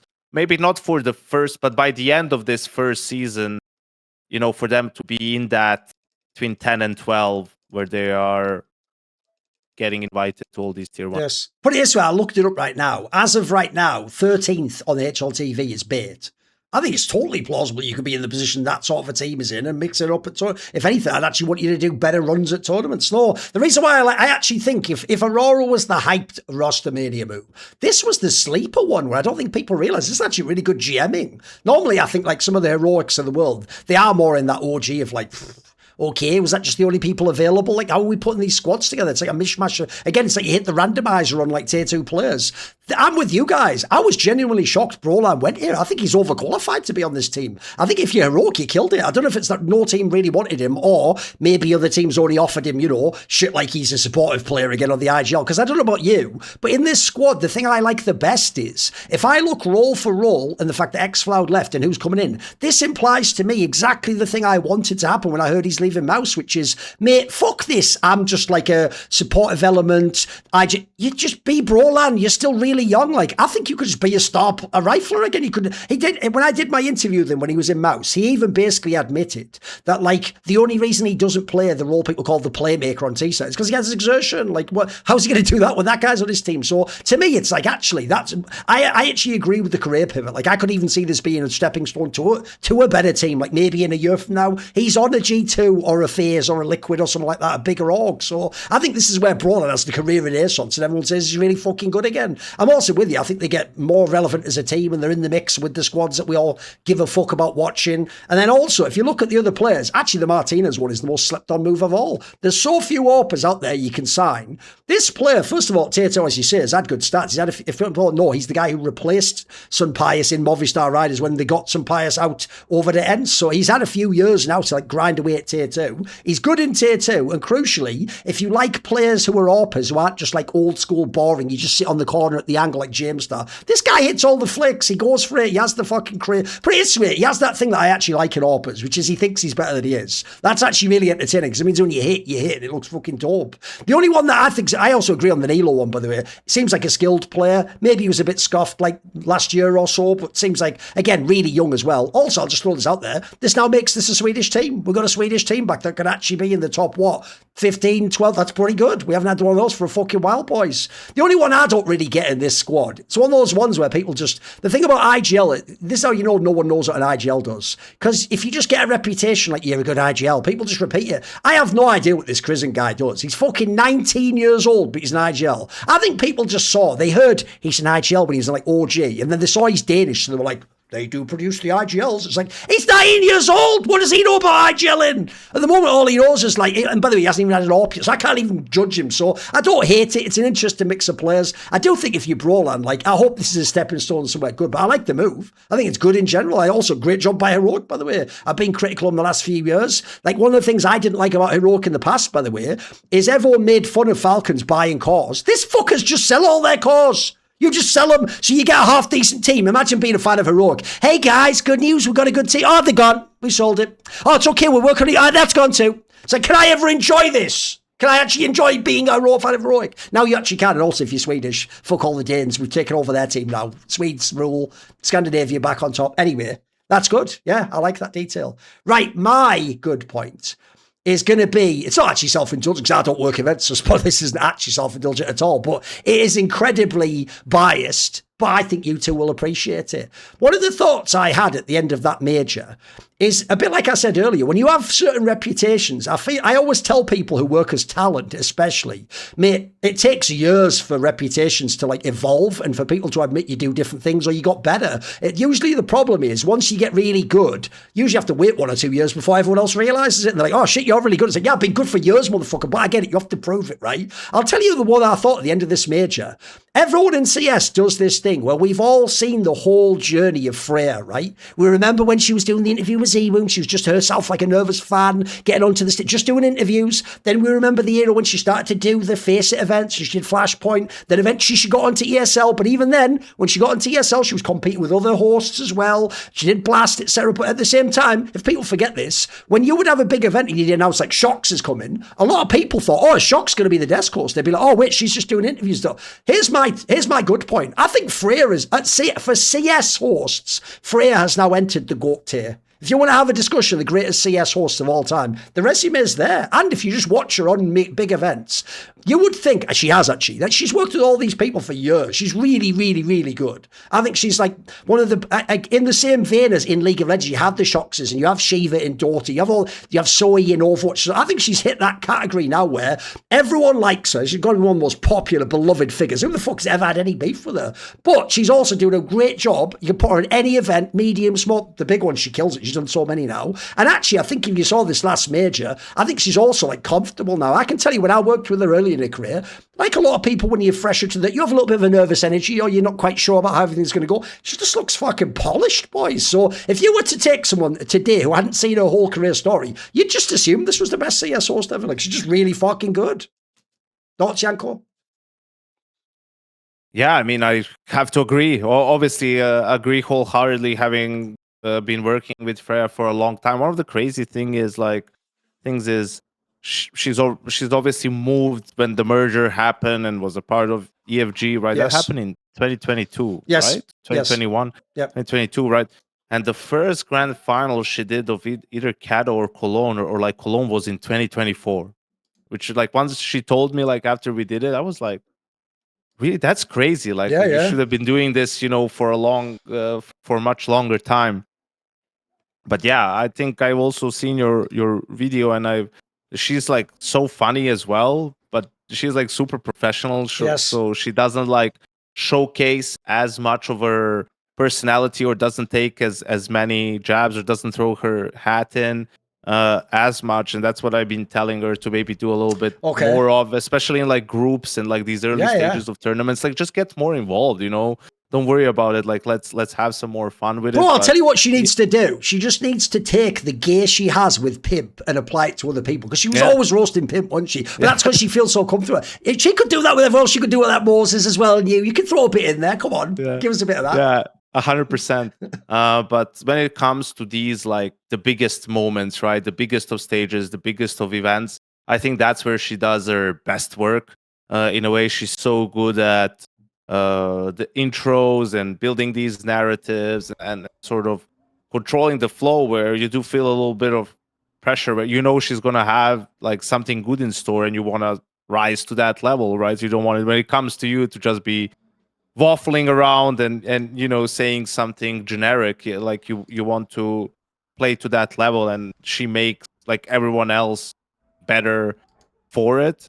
And I absolutely agree. I mean, I know it's a little bit, I think she's being hurt by some of the politics to some extent in terms of her hiring, that she doesn't do as many events anymore. I know before she used to do Blast everything with pretty ESL. much. Yeah. But now it seems like it's mostly ESL events, which I think is a shame. I think there's definitely room for her to be doing more of this stuff, but that's just the nature of the landscape at the moment. But yeah, I 100% agree as it being a good thing, and mostly for me, it's been a very good thing.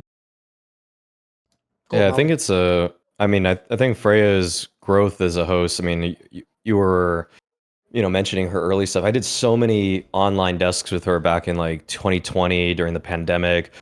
Coming out of the pandemic, I worked like so many of the events with her in 2021, 2022.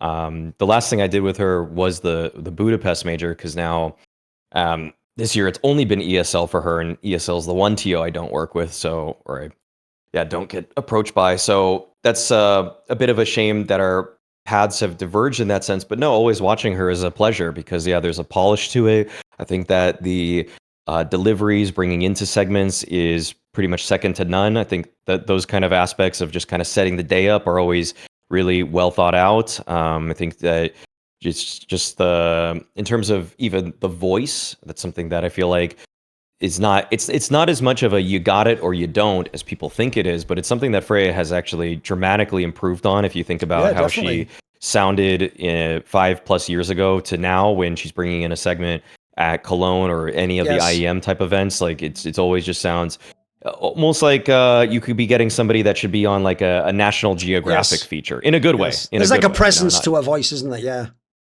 Yeah, and that's really, I think that kind of stuff is a little bit slept on by certain people, but it's something that is genuinely appreciated. And also on top of that, just the full package in terms of being in tune with the scene enough that she can continue to spur conversation when needed. She can challenge points when sometimes they need to be, and also betting in new people. I don't think that it's a coincidence that a lot of new analysts look really, really good next to Freya, because she knows exactly what will and what won't work for them. She's not going to make them, like, say, day one, Dupree, give me a hot take. She's going to be like, Dupree, in your time as a pro player, blah, blah, blah, blah, blah, like whatever.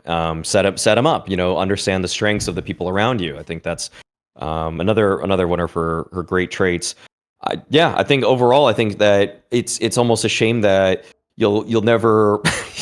I don't think you'll ever have an event where it's Richard and Freya both hosting, and then they have to duke it out to see who's going to get the position. Because that's probably where I would create my S tier right now for Counter-Strike hosts. So I think that you're never going to really know, when politics are aside, who is going to get the nod for that grand final. But that's for the viewers to decide at the end of the day, and it may be for industry people in private.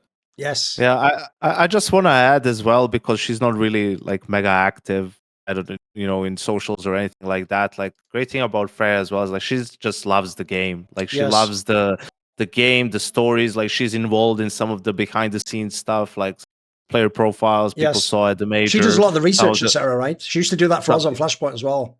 Yeah, but also just part of producing it and coming up with it, or like these things that you saw in the playoffs before the games, where a player is like looking back at the footage. Yes, like the Smolodoy one, I saw she was on site with them doing all that stuff. Yeah, and like just when they were, you saw footage from them at the start of their careers and moving forward. Like, that was also Freya. So it's cool to, for someone who was just like, she started out by coming to events. Like, she was literally just a fan, and then started, I don't know, interning or like she was just for Faceit.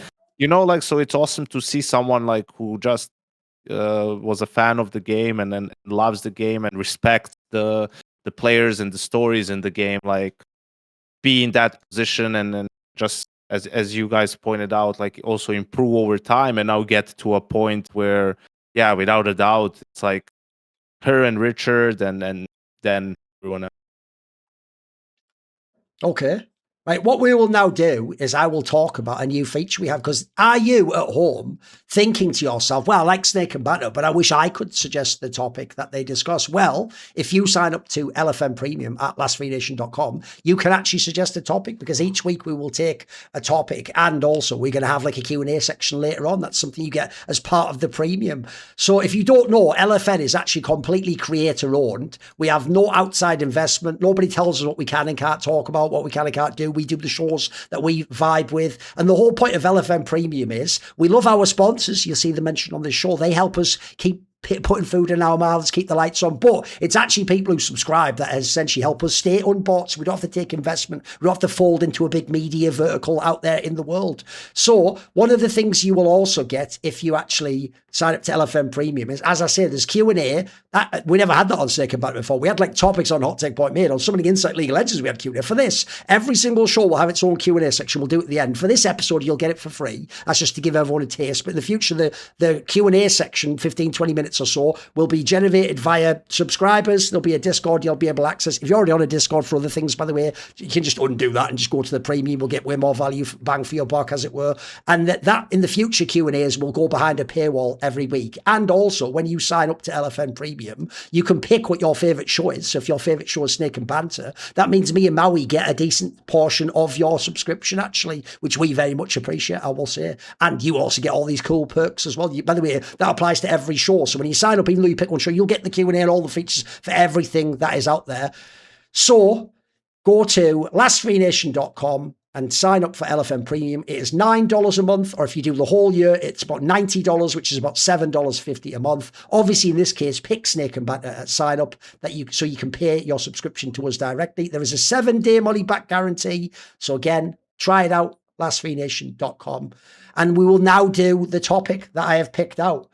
So I thought this was an interesting topic to pick out, because listen, even though Jankos, I agree with him earlier, when he said like no one talks about Simple, look, they do. He's still one of the most insanely discussed players, but no one talks about him as an act. Like no one's going, will he be in the mix with Donk? And see, that's not even an imagination. That's like a ridiculous thought. But along those lines, basically, that is the question someone had.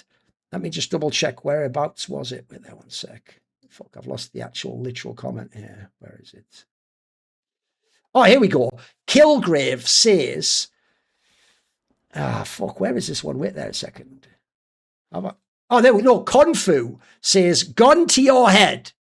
Will Simple ever play another full OG Simple season again? As in, will he ever be consistent and have like a 1.3 rating for a season? Will he ever like dominate? Will his team ever be in the mix? Will it ever happen again in history, Yanko? No. Why? No, it won't. I think one of the main reasons is he's not the same Simple in terms of his hunger, his approach to the game, his priorities. I think some of those things have shifted, not completely, but enough for you to be able to have that sort of a performance. I still think he can be good on a team. I don't think he's a liability on this team. I still think he can be an impactful player. But one of those OG seasons, I just, 1.3 rating. Like, I don't know if people think that's not easy pickings, right? Like that's pretty high to have over the course of a season. So if he can have that Doncast, Monacy-esque sort of a season nowadays, I think those days are past it. And you can't have Electronic on your team and expect to do that. Okay. I'm not taking. Yeah, fair enough. As long as Electronic is on that team, I'm not taking them serious. Okay. I don't see how. I mean, I think he could put up like a 1.1, 2 kind of season, but his best years ever were in the 1.3 range. Putting that together for 6 months is pretty hard to believe. I'm not in the like just fanatical sort of belief, sort of faith that Thorin is, but I think I'm a little bit more inclined to believe that he can have a couple good tournaments, and I even think that there's a solid chance that he could have like, you put him in like some sort of EPL, and then you play some like PGL studio event, I think he could have back-to-back events that look really good that make you believe, but I think a full season is just too much to ask. I think his priorities are just in too many different places right now. Unless he really thinks that, unless BC Game is actually if they're knocking at the door of being a contender, which maybe that happens in a year, maybe that happens in 6 months, but it's not happening this season. But I think people will be pleasantly surprised with how this season goes for him. That's as far as I'm going to go right now on it. I think I would be surprised if by the end of this season he doesn't have above like a 1.07. I think that's kind of like the floor I see for him now that there's reason to believe in this BC Game project, but that's still a far cry from 1.35 best player in the world type status. I do think that you are right that I actually think the team around him is what's going to massively influence this. That's why actually this one at least opens the door. Like, it's not impossible you could get somewhere close. If they'd had a team anything like the previous BC Game, like, I'd say there's zero chance anymore. Because my biggest problem is this, and I notice actually I feel like a lot of people are on the same level with me on this. I noticed NiKo didn't go with this. A lot of people, when he came back in CS2, when he was a bit sus with Falcons, a lot of people actually said at the time, oh, well, you know, it's a different game and he's too old. It's like, no, I notice everyone's dropped that now because he's shown the odd glimpse of it. And so I think the key thing for me is this, right? I'll phrase this very carefully. He has to subconsciously really want to be that guy. And the reason I say subconsciously, listen, I actually believe every great player, even when they're at the end of their career, they still do think consciously they want to be at the top, they want to win, they want to do. But the problem is, it's your unconscious drives and desires that make you grind the game, that make you do things like see an opponent do really awesome and go, I'm better than him, I'm going to prove it. Like, I haven't seen that simple, unfortunately. In fact, one of the most whack things is, I see him occasionally, the joke is, it looks like if you make him play Vitality, he'll always have one map where he pops off and he's like, hey, I'm still good. It's like, yeah, that's because you got up for the best team in the world, mate. The problem is, why can't you do that when you're against fucking Heroic or something? You know what I mean? That's what the old Simple would have done. Here's the thing. The old Simple didn't just compete against the best players. He crushed all the bad players. He used to just aggressively shit on them because he wanted to show them, like, you're dirt compared to me, mate. If that Simple ever comes back, look, here's the problem is when you say the gun to my head part, like, look, I'm not as down as NiKo. I'd say it's 50-50. I think it's possible, but I also could see well where it doesn't. The problem with that is, look, that's better odds than Russian roulette, but at the same time, I'm not doing 50-50 with my fucking life Simple. Like, you know what, mate? I had a great time watching you play. You can already just chill at a 1.05 rating and I'll live. But I think it could happen, but that's also because I'm delusional. But I'm not, because I also do think he has the skill to do it still. The problem is, will he ever lock in like that? That's why I think personally, you need this roster to sort of work, and then you need to get one better player next season, and then maybe you have a chance at it. But if that doesn't happen, I don't think it does, personally. The thing is, like, do you think, Duncan, like, if he had a good team, like if this team, let's say, were like what you said happened, do you think that would trigger him to sort of take it like more? This sounds bad as if he's not taking it seriously, but to really go all in on just playing Counter-Strike. But it's you phrased it right there. Do you think it could happen? It's not that we're saying he's not even trying. The problem is the old Simple tried harder than I think anyone in the history of fucking esports games. Like, I actually do think he had almost a maniacal drive. I used to tell people he's the only player ever I used to watch stream in CS. Because even when he streamed, he used to try hard like a motherfucker. Even in Pogs, he was trying so hard to like dominate people. The problem is, that's exceptional, NiKo. You can't, that is some like Ronaldo shit where it's like, holy fuck, you just still do all the diet shit now, bro. You're not even chilling now. Like, the problem is, you can't tell people to do that. And you can't expect them to. They have to want to do it themselves. If they don't love that shit, like, there was a great line, you'll love this. Kobe Bryant once said that if doing that sort of practice is like when someone tells you you're supposed to eat your vegetables, he said that I'm a guy who just loves eating vegetables. Like, I thought it was a brilliant way to phrase it. Like, for him, it wasn't like he was he was loving doing that. He was loving feeling like he was ahead of everyone, and he put in more practice, and he's going to dominate you. So if that Simple because the reason why I say I could see that coming back if the team got a bit better is, I do think part of it is, I know this will sound whack, but I do genuinely think that part of him feels like if he goes 100% now and his team's shit and then they're still, best case scenario, a 9th place in a tournament, I think that would be a massive ego hit and that would destroy the whole identity of who Simple is. In a fucked up way, by never going 100%, you can always do what I'm saying of be like, I could do it if I wanted to though. If I really was locked, which is, listen, we might think it's it's very human though. It's a very human thing to always be. I actually think a lot of great players who didn't practice a lot love to be able to say that and go, well, you know, I sort of like was kind of like, I could have been better. And if I bet someone like fucking Neymar would tell you that. It's like, well, you know, if I'd have practiced, I'd have been the greatest. Like, but you didn't know, did you, bro? There's a reason you didn't. And that's an excuse now. What if you had practiced and then Messi and Ronaldo were still better? That'd hurt your ego, wouldn't it, to know they were better than you? So here's the thing. We've done enough on that topic. It's all good. Thanks to the fan. There will be future topics like that. Okay, we are now going to go to the bad section. So Janko, what is bad right now? For me, it's bad the fact that, not exclusively, but mostly because of it, that VRS killed the player break. You know, that there's no off time anymore for teams. We just had this massive XC tournament in China, right, that propelled 9Z to 6th in the world and probably secured their Singapore major unless something like horrible happens and everything. And the reason I say this, I know there's going to be people immediately in the comments saying, you don't have to play every tournament, just win, and then you can skip tournaments. Look at what Vitality is doing, X, Y, Z. But it doesn't really work like that in reality. You know, I know different teams have different setups. A lot of times it's the org that decides, and now even more so with the sticker money and everything being far less with the changes than it was before.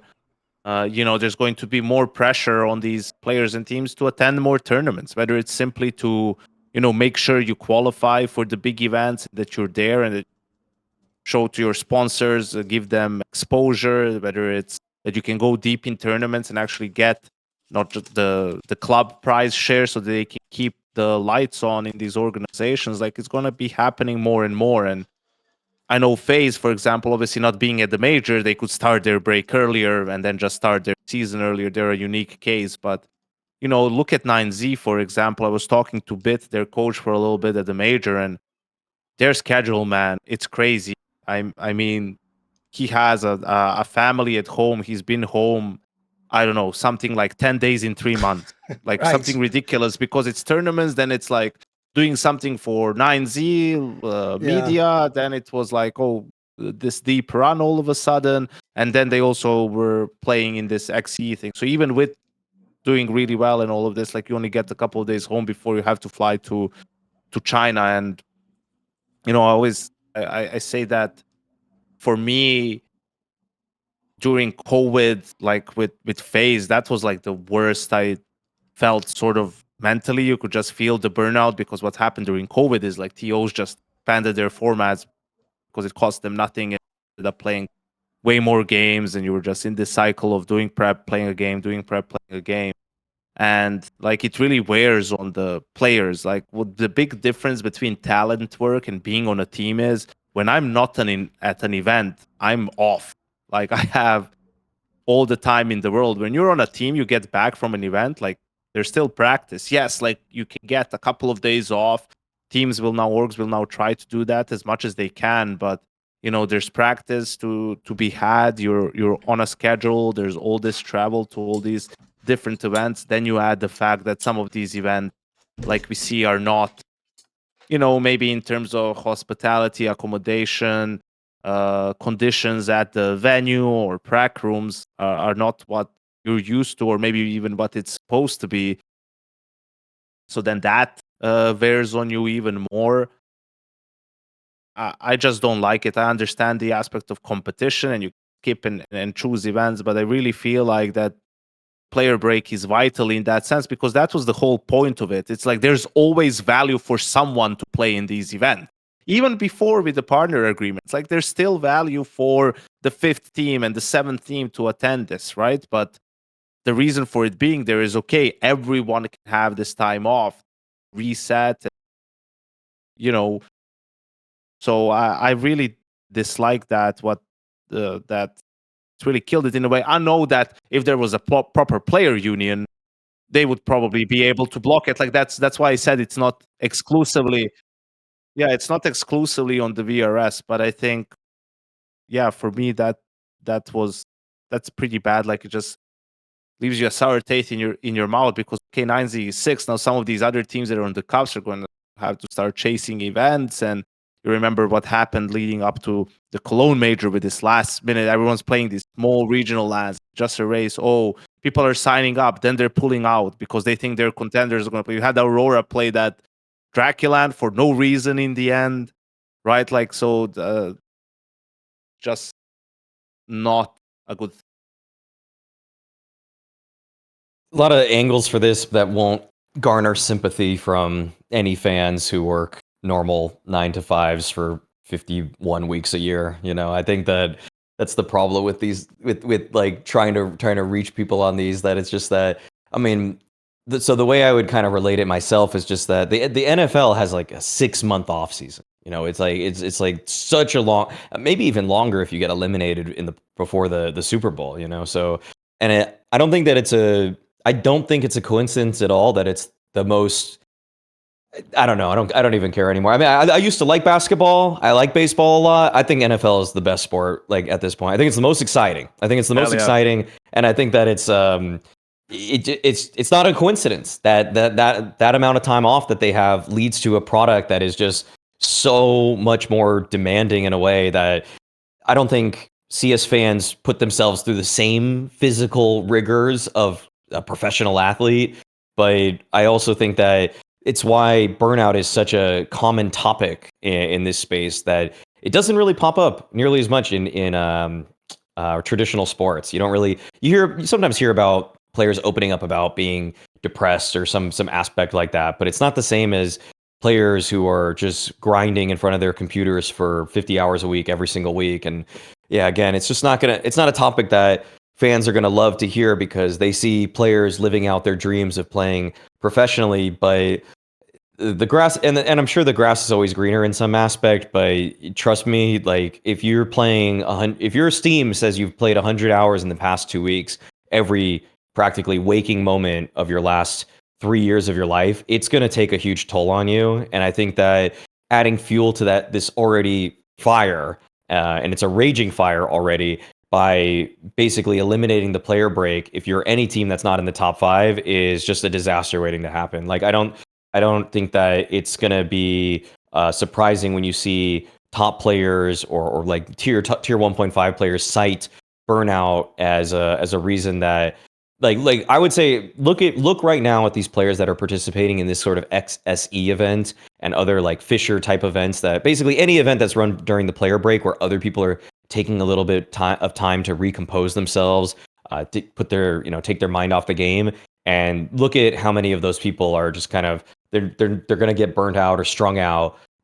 Much more, there's just much more likely that that's going to happen for these kinds of guys. And I think that, that's just sort of the I guess I would describe it as, it's the passion tax right now that you're paying for being a tier 1.5 player. So I don't think I don't know what the end in sight would be, other than like a players union that approaches Valve and say, hey, these player break events need to have either a lower sort of payment in terms of their VRS ranking, or they just need to not have any sort of affiliation with VRS whatsoever. But I definitely agree that it's very concerning that now there's just practically no player break anymore. Right. Luckily, since we have limited time anyway, I can just cheat, because actually on the most recent episode of The Four Horsemen, which featured Messi also, this literal topic was one of the major topics on the show, and I made a lot of counterpoints to some of the things you guys are saying over there. So all I will say briefly on this one is this. One, selfishly, I love that the player break isn't a thing anymore. I think it fucking sucks when like the major happens. It's like 3 weeks for nothing. I want that fucking skrill, bitch. So give me some games to talk about. Give me some fucking matches. Let me see Jay Bowen play. Let me see that maybe actually Bet Boom's not that good about. I want to see all that shit. I don't give a fuck. Again, oh shit, we're all burned out playing. I'm eating a fucking pizza and I'm doing like 5 shows back to back today. You listen, you ain't got the love of the game, homie. Go stack fucking beans on a shelf. I think you'll rethink your. Nah, listen, I do actually understand they get put out. It's fair enough. But I also will just say this. This is why you want to go and watch the Horseman episode. This is why you guys should never get a fucking genie, because what you wish for will destroy your lives. What did you all wish for? I want no more a partner system and And I don't want the scene to be closed off. I want it to be open. This is what it looks like, mate. By the way, if you don't know, this is how sports like tennis work. Every time they have the big Grand Slam, afterwards they immediately have like ATP 500, which is like everywhere around the world. People go to different ones. Then they have the 1,000, where not everyone plays, but some play like 6 a year. You get to choose your own schedule. The real problem, I think, is this, and NiKo sort of nailed it, but I'll make it brief. One, this is why you should never let that player union go. This is literally what you could have organised. You could have even had a rule where if you hit HLTV Admiral top 16, you can't play in the play break. That would be the rule, right? That would be an interesting angle, because it would still be fair for VRS.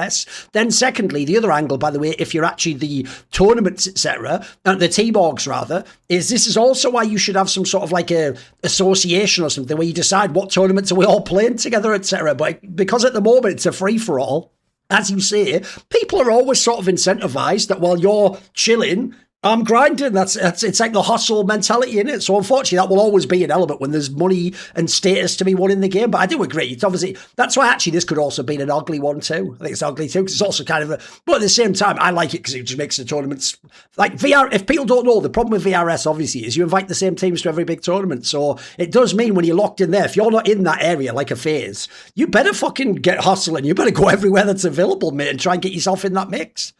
Okay. Let us go now to Maui's. Bad point. What's bad at the moment? What don't you like? I think this is... I was thinking of putting this in ugly because the situation that unfolded was rather ugly, or it's panning out as such, but I think it's just bad. It's just flat out bad. I think that the way that lauNX handled... I think it could be partially lauNX, it could be partially Foot. From reading the stuff that was semi-translated from his stream on Reddit, and also just kind of understanding the outcome of all of it, to not see him continue with Foot is one issue, but to see him not play for any team is another. And I think that the key detail that I feel like is quite bad about it is that he clearly misassessed his market value. And I think that is where I don't see any way to even debate that this is just so bad for him, because it seemed like,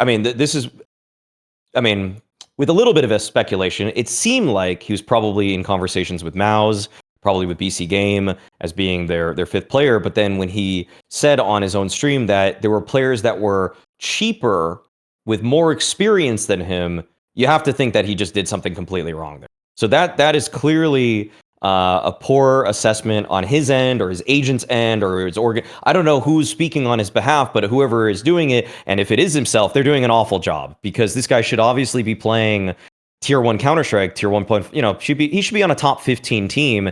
And the fact that he's on no team for the foreseeable future is a huge miss for him on what was seemingly a redemption arc for him as a player, because the sort of the talk behind the scenes always with lauNX was that he was a bit of a head case, despite the fact that he was clearly very skilled. I'd say like someone like Zyphon would be a similar example. Like these guys that are kind of hanging around Tier 2 and should probably... You watch them play a couple games and you think, wow, how is this guy not on a Tier 1 team? You find out very quickly that he's already rubbed multiple people the wrong way. And so now to add to the baggage that was already there regarding lauNX, that he's not able to navigate these sort of situations well with contracts, it just gives you another reason to kind of sell whatever stock you had in this player, who for me, when I do my updated top 20 player lists for what has happened in the year, there were probably 2 different times throughout the year where I had him as a top 20 player. And I even think right now he's probably like on the borderline, definitely would have been a top 30 player for how he's played so far this year. And so for him to kind of just crater in this fashion, where it's not really anything that's happened in the server, but just simply his own inability to get on a team, is just it's just a shame. So yeah, I think lauNX not being on a team for Foot or anybody is not a good thing right now. Yeah, I think it's pretty much disastrous. I mean, if you're lauNX, you're in no position to sort of bench yourself unless you already have a team guaranteed, because I don't know if people maybe forgotten or haven't been around, but he already had like this sort of, he broke out in Sprout and he was this talent, and then, some, whether it's like issues with mentality or whatever, just as it is with young players, sometimes having the best approach, cost him some opportunities, and he had to sort of grind back, and it was this opportunity with this young foot team and them rising through the ranks together, that, you know, it was such a great little redemption story for him. And in interviews and in conversations, he sounded a lot more mature, and like he learned from his mistakes and understood like how he needs to go about doing things moving forward. And then for this to happen, like that leaves a sour taste in your mouth. Like, oh, is this like, you know, him sort of relapsing into some of this old bad behavior, right? Or is it just some unfortunate set of circumstances where, you know, they weren't on the same page in foot, and then he had interest, but nothing really transpired. And then if I agree with Mai that if it's a case where, you know, there were teams interested and then whatever, he just couldn't come to an agreement, it's like, man, yeah, money matters and negotiating matters, but you can so quickly be forgotten when it comes to Counter-Strike. I mean, look at a guy like Perfecto, for example. Like, this dude was anchor of the year. Yeah. You know, he was a part of a major winning roster in NAVI, crucial piece, great player, great clutcher. You know, one sits on the bench for a long time. Cloud9 doesn't work out, goes to a bad situation in VP, and like he's nowhere. I don't think anyone has like faith in Perfecto being like, ooh, Perfecto to Spirit, veteran piece. No one thinks that. So it's a really dangerous situation for him, where unless he finds a team either this season or in the next off season, man, like there's going to be new guys around, especially in that role where you're just a rifler in a way, an aggressive rifler. Like, yeah, it's not a good spot for him. No, I actually find the most bizarre thing about this is, I've got to say, he seems like he actually doesn't have, I won't say he doesn't have a lot of self-awareness, but I'll just say this, I think he has a very different perception of himself and his situation than everyone else does. Because what's also weird, and this actually gives me a red flag in terms of social issues, which is when he even explained himself what you're saying, it's like, bro, I can see by what you're saying why it didn't work out. Because remember, he said something like, I had 6 teams that were interested in me. 3 of them were good that I wanted to join, but they chose someone else. Then I had 3 where like, why would I want to join them? They don't have good players. It's like, so you ended up with no team.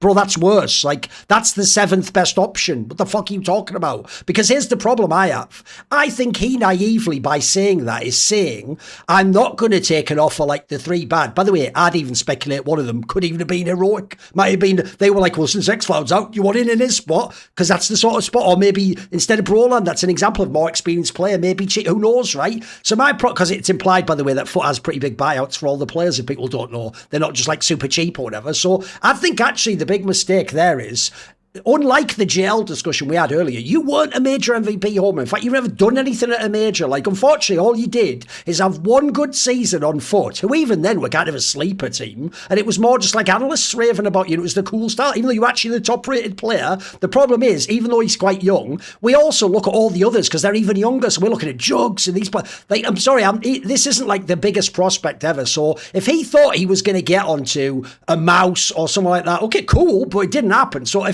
think he's actually misplayed his hand here. I'm sorry, in my opinion, it's fine if the big 3 you wanted don't happen. Look, genuinely, one thing I wish he'd said in the fucking that piece was, why can't you stay on Foot? Why was that not an option? If I'm him, he said something about it. He said something about it, like there was things happening in the organization that I can't repeat. That just sounds like some generic bullshit, though, doesn't it? Yeah. I know, and it's like, what do they do? It's just like I don't know. Who knows, it's like some Weinstein shit happening over there. No, I'm just kidding. It's like, Like, what are we talking about? Like, actually, what are we talking about? How can that be the case?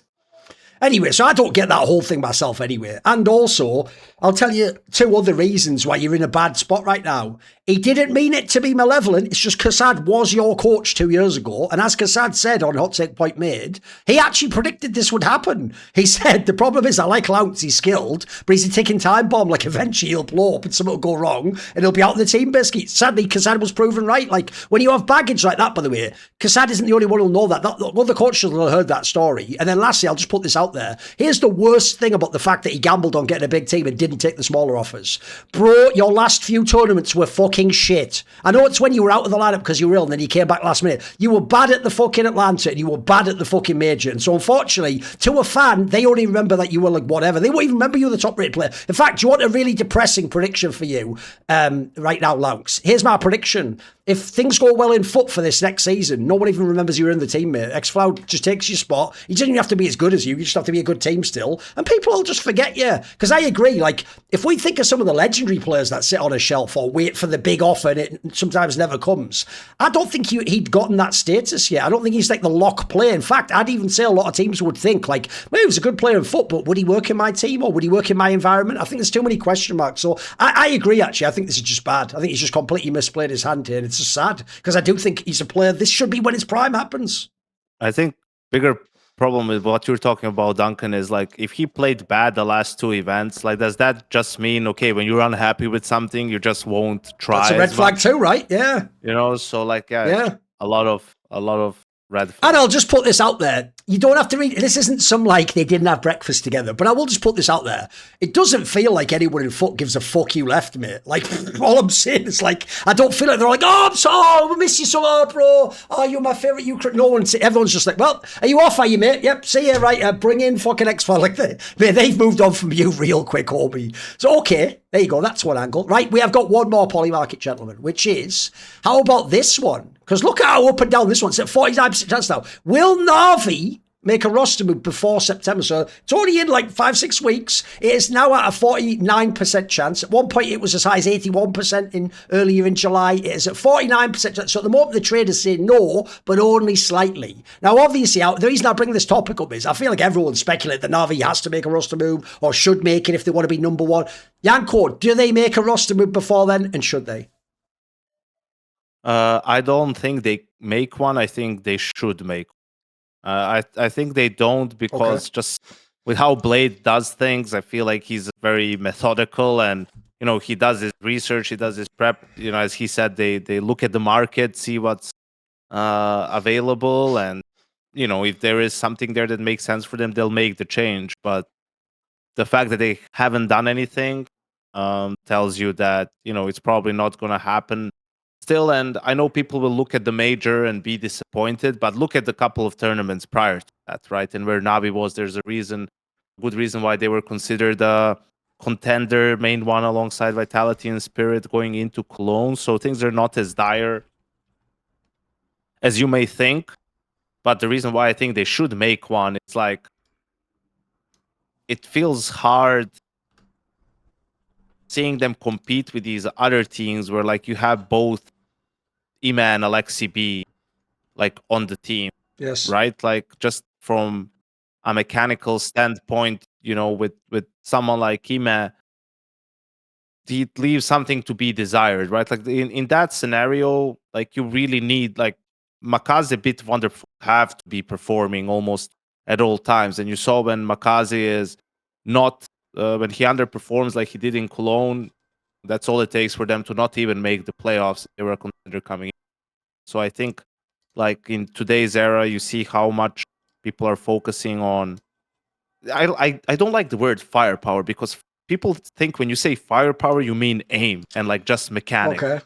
To me, firepower is more than mechanics. Firepower is like things that go into an individual player. Like it's also game sense, decision making, whether he takes, you know, initiative, whether he's decisive or not in moments that he needs to be. And Ima has some of those things, but his mechanics aren't great. Like his game sense good, like he is decisive, he will try to take space and that, but his mechanics let him down. Feels like maybe too much for a player on a tier 1 level. It's hard to think that anything on the market would entice them because the obvious choice would have been Frozen for a while. I think like a more like left field player would have been something like Wycadia for Ima, but I don't think you could even take that kind of risk either immediately. And also given the fact that Aurora's upgrading right now, I don't think they're looking to part ways with him. But yeah, there definitely were.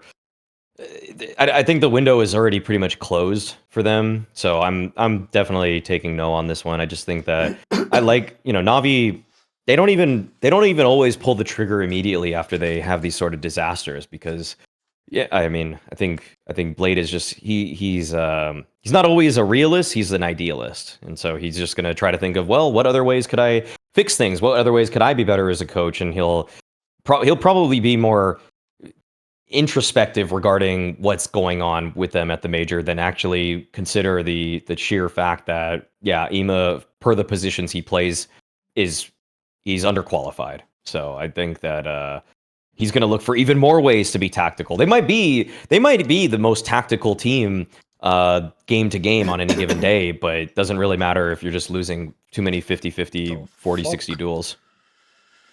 Wait there one sec, right? Basically, I think no, and I actually think as a result the value is really good here, because obviously it's right on the line of if it can. I don't think it does happen. I think it's very unlikely Navi makes a panic, but I think if you go into the season, as you say, Blade set with his team, he's now going to think how that's going to go. He's going to work on cash, they're going to get all the new things spilt, and they're going to do the same thing Navi did, which is, like you say, have to get almost everything out of everyone, and if you do that, they've got the tactical things, maybe they can win big matches and sometimes win a tournament. I agree with you. It doesn't have to even be firepower. I'd even go one further. They just need more star power.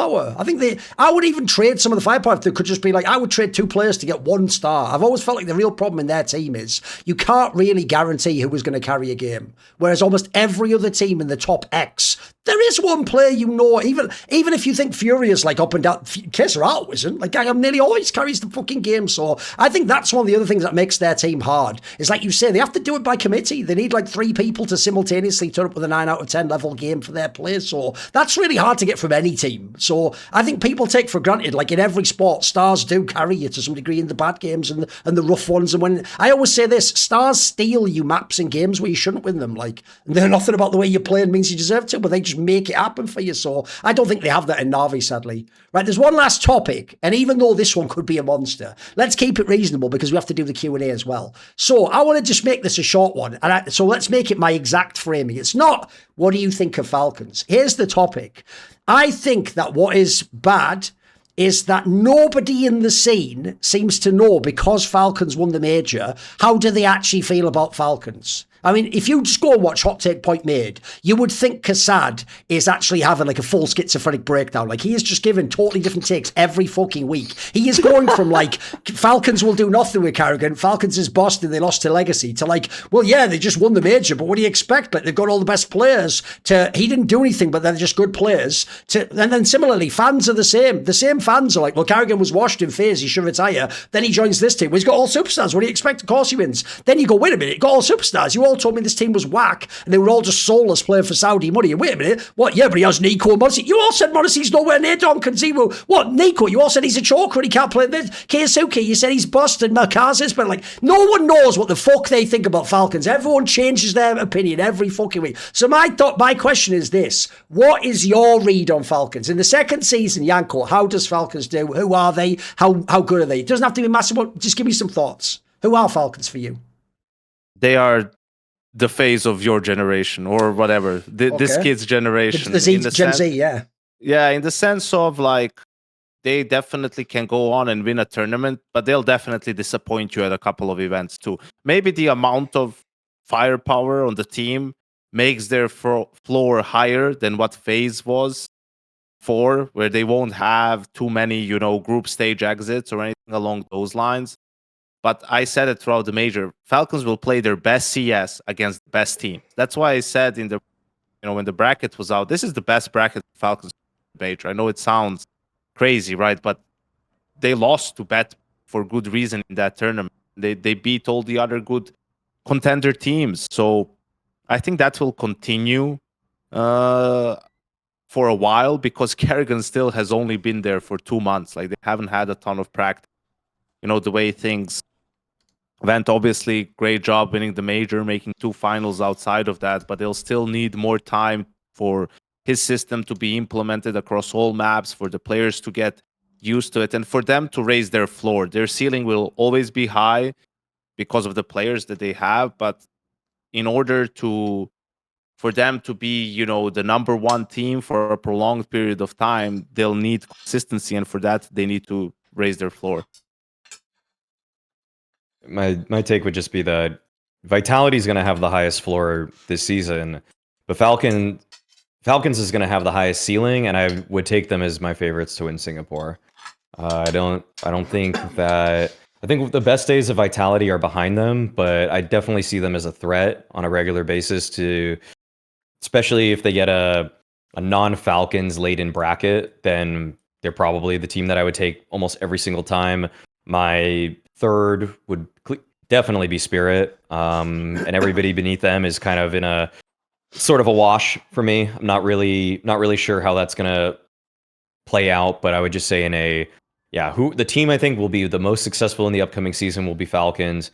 But I think if you like count trophy for trophy, maybe Vitality ties them, but I would just probably say that the team that's going to win the more important trophies will be Falcons. So that's that's where I'm at, and it's kind of also what spurred my take of m0NESY still has a chance to become the player of the year. I think that it's going to be a really close race, but I do think if they win Singapore and he gets another major MVP and he stacks on maybe 2 or 3 more, then I don't think ZywOo's in the clear right now for just running away with world #1 for 26.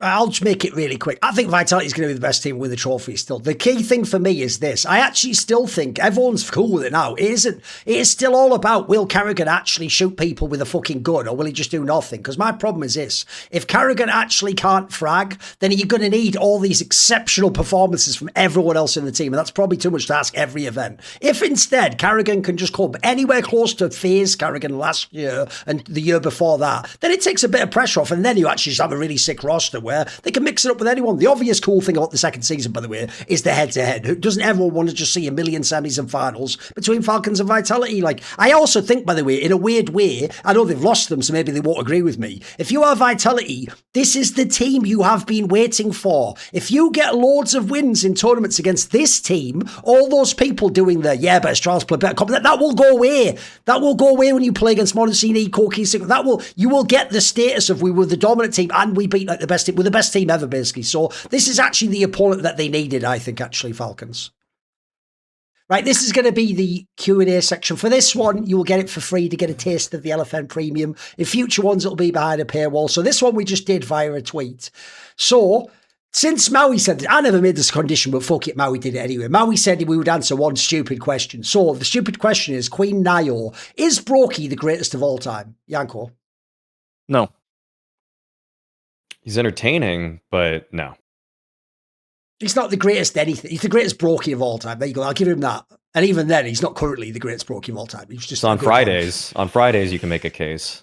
He should go work at a fucking chain restaurant then, shouldn't he? Whatever. TGIF. Yeah, exactly. TGIF is Brokey's favorite restaurant. That's the one for him, exactly. He's in the run for the greatest bad interview of all time. Him, Zontix, and a couple of other. Yes. All right, here we go. Hegemonia says, which team ranked, this is a ridiculous one, but again, we'll see what people think. Which team ranked outside of the top 30? So this, I don't even know if anyone knows this. Is there a team ranked outside the top 30 that you predict could actually emerge as, like, you know, they could make the odd playoff run? Or, by the way, I think that question's already absurd. No, the answer is no to every single one of those. That's not even how VRS works. So instead, how about this? Is there any team vaguely around, let's say outside the top 20? I'm going to change their question, make it better. Is there a team outside the top 20 that might at least become relevant or interesting? Is there someone that even comes to mind for people? Well, we already did. I mean, I've already talked about BC Game. BC Game is true, outside of the top 30. Yeah. Okay. So that's kind of VRS, even Heroic is outside of it. Okay. There's your okay, one. Liquid's outside of it now too, and they're probably going to make one more move. So there's a few teams. I don't know if they're gonna. I mean, they're not gonna vie for elite, but in terms of like, okay, who's an underdog team that I'm actually kind of interested in what they're gonna do in the upcoming season? I think Sharks is like lightly. I think they might be able to upset the America's balance a little bit. Like they truly can overtake Pain, which is kind of sad for Pain on the other side. But I don't think they're going to make a run. But they did just beat Pain to qualify for the Blast event, and I think that you might see more of that because I think Sharks actually plays decently, and I think that Pain have just been on such a huge downswing that I have no faith in them at all anymore. I'll just say any of those. Who gives a shit? By the way, I genuinely don't give a flying fuck about anyone below about 15, except if it's like simple players or something. Outside that, I couldn't give a fuck. I think that a few teams that we might hear more from, to again not answer the question, but say whatever I want to talk about. Fnatic with these recent changes, might actually come to one of the big events, might actually do something with the changes that have been made. And maybe wild cards too, if they can, get some more points for the Americas region, get a slot at a tournament like that, perhaps can surprise some people and do something.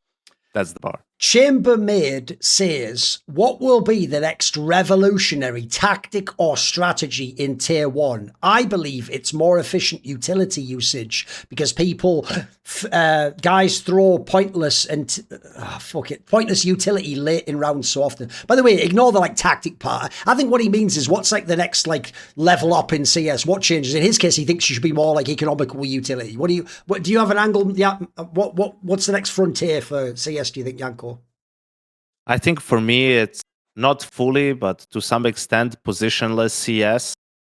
So much of tier 1 CS is based off of names and who you kill. Oh, this is the B guy. This is the rotator. And you even see it, tier 1 teams have strategies specifically designed, okay, our A lurker is going to show up on B. That way they'll think, this has to be B and we'll hit A, these sort of things. So I think even on the CT side, it might not be fully positionless, but it can be a sense of, all right, your anchor can be pit or in B this round, right? And you won't necessarily be able to know and just make it more difficult to play off of these names and for the opponent to get a read, okay, this is who we killed, and that helps you bring the puzzle together. That doesn't have to be the case necessarily.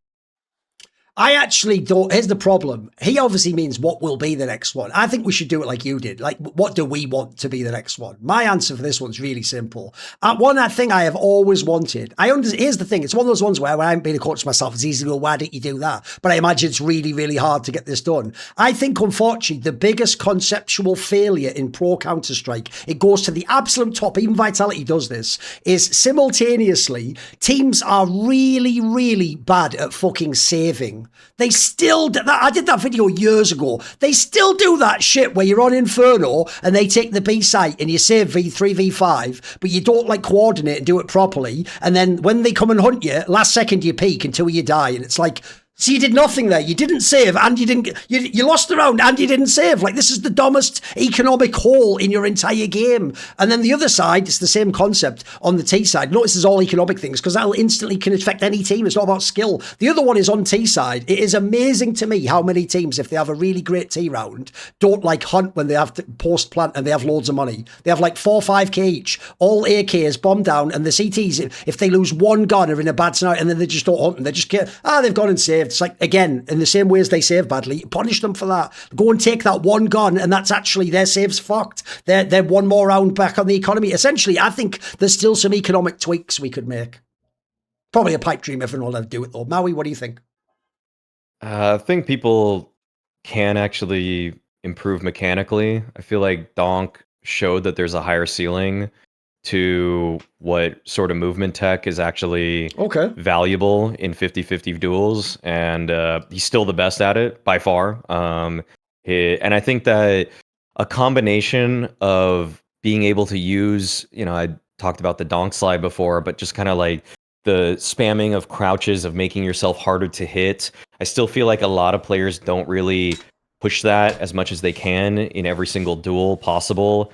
I think teams that are kind of using it or kind of or I guess they're training in these kinds of conditions would be sort of the Russian sort of teams. For example, the Magic played at PGL Astana. Some of their individuals they just are really hard to hit. They're very, very difficult to track because they're just spamming crouch so crazily. They are literally moving and shooting a lot.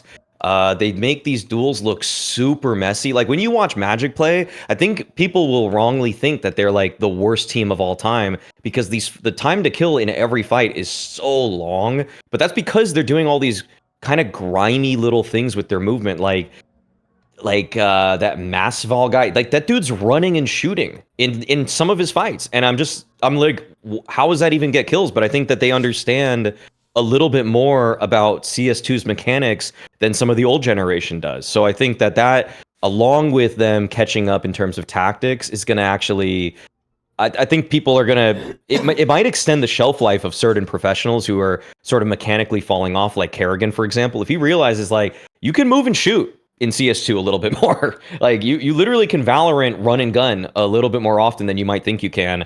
That sort of stuff it's not going to be a pretty way to view CS in the future or like a tactical upgrade, but I don't think people not everybody's employing all the mechanical tricks that CS2 has to offer yet.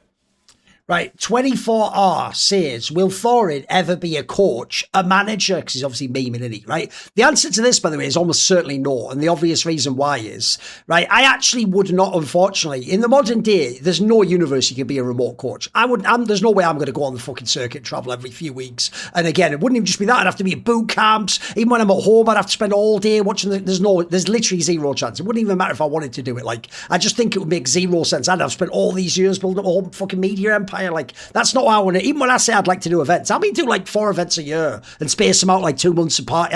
I would never want to do a full circuit like that. So no, the answer easily to that one's no. Right, Mirror CS says, I remember a while back, someone from NIP, unfortunately I don't remember who, mentioned that after working a fair amount of time as a scout for the academy team, they realised that it's getting very difficult to find dedicated role players, in-game leaders, people who play less rewarding roles, anchors, etc., as like their natural game, what they develop into, not like, you switch when you have to. Why do you think that would be the case? What do you think, Janko? The switch to what? Basically, he wants, why can't you find IGLs and anchors where that's just their natural role? It's not something that they have forced themselves to do because there's no other spot in the team. Is there a reason why? They're just most boring roles, or like, the harder roles. Like, because for IGL, you really have to be a certain sort of a personality. A lot of time is you have to always feel like you're the smartest guy and like think you know best, right? And that's why you can't handle someone telling you what to do. You want to be the guy telling everyone else what to do. And then for anchors, like, it's very static, right? You have to stay in one spot and you have to be patient, and that's not as much fun as being able to run around and go back and forth all the time and just be more aggressive. So again, it mostly requires a certain sort of personality, right, for you to have that you're like, oh, I want to be a guy, right? And it's so that's why you see sometimes people who are maybe not good enough mechanically get pushed in those roles in teams, because it's like, we have guys who are better than you to play these roles where you're going to see more action, right? So that's why theoretically the best players are in those positions, because they can always be in a situation, or more often than not find themselves in a situation where they can make some impact. Right, Ted. Oh, sorry, go on. Do you have an answer, Maui? No, that's sufficient. Oh, good. Right. Ted says, who is the most underrated player who is stuck on a mediocre team and people might have forgotten how good he actually is? Is there someone out there that's like just elo held, do you think, Janko? He just wants us to say Rainwaker so badly.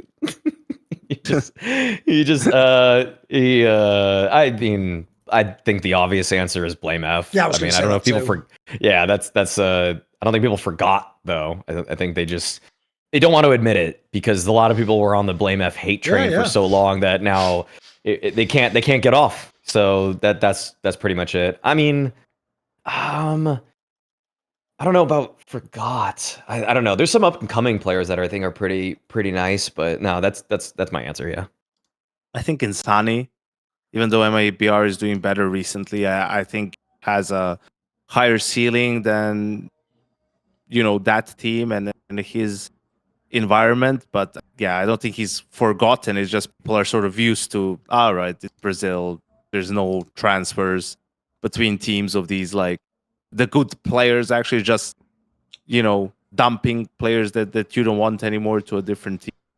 Yeah, maybe that one. No, by the way, I think the reason why I think that's fair is when I'm looking down the HLTV, all the rest of them, everyone knows how good. Like, everyone knows like Kaspersky's fucking elo held. Like, these players are obvious. I think it's blame off on one of those ones. Right? What about this question, which is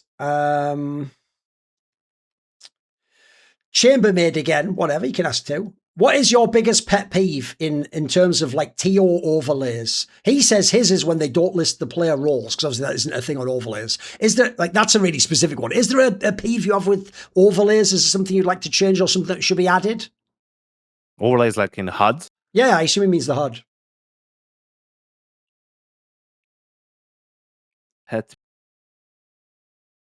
I don't know. They're all pretty similar. Like they do a good job of showing the correct info. And even when they make changes and something is bad, like after day one, it's updated and it's fine. I guess there was some times when like the grenade icons were too similar, I think, at ESL when they made some sort of a change.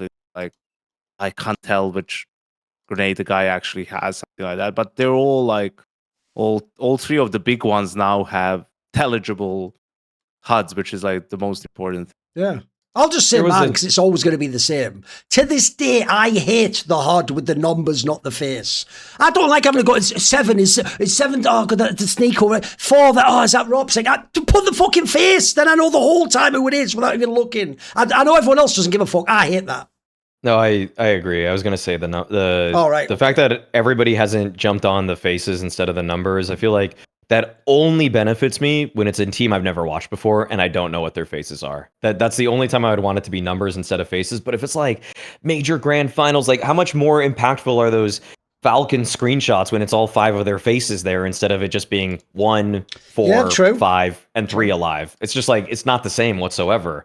My other thing is, again, this is something that's usually fixed within a day or two, but I've seen different TOs, almost all of them, I think at one point or another, where it's like, the info about a player's money isn't always there, and I think that's so important for how impactful the round is. I want to know I want to know everybody's money like all the time. I think it's one of the most vital aspects of gauging. Should I be really keying into this round, or does it really not matter if they die here because they're gonna have 10K in the bank anyways? The other thing, not a HUD, but it always presses me.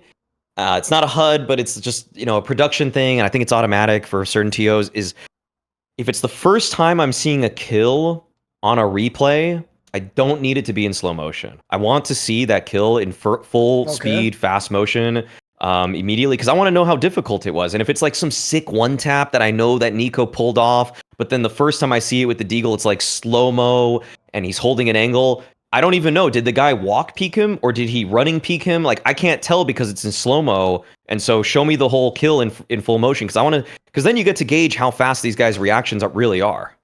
For me, it's like this obsession to always show reaction, when it's arena games all the time.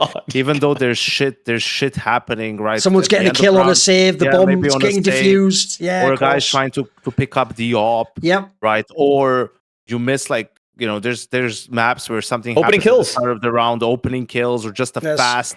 Like if a team is doing something fast, and then you cut to the game, and then the casters they needed those 5 to 10 seconds to sort of they can't immediately start yelling and right? Like it just seems ridiculous. It's like, guys, not showing the crowd, a couple of times in between rounds. Doesn't have to be every round at all. It's not going to make people think there's no one there. Right. By the way, my broadcast one is easy, which is I hate it when on the POV of the observer, someone does what's essentially like an insane reverse POV kill, but it's just one kill and you never get shown that in the replay. They show all the other kills in the round, but they don't show that one. Because what you want to see there was that actually like some bullshit shot, or was it actually like on their screen a normal one, like on it just looked janky because of the model. But to us it looked like he did the Ferrari Zantares peak, I want to see was that an insane shot. Right? Tim Hamilton says, other than Donk, Ziwu and Monacy, which one player has the largest impact on their team's success? As in, if you removed them or they left the team, their team would have the biggest drop. So take out the big 3. Who's the next?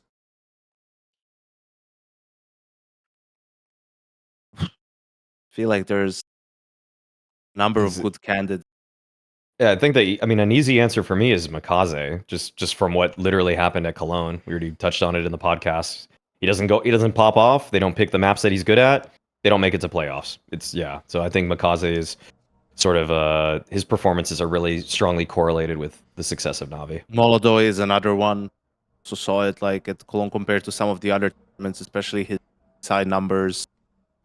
Like that's why I think there's like a lot of good candidates for that out there. What's funny is I was thinking I could go with like Rops. I actually think the obvious answer for me is I'll just say Heavy God on G2. Oh yeah. I think this team would be like 19th in the world if they didn't have him. Like the amount of times he's just saving their fucking bacon every round is insane. So, right, okay.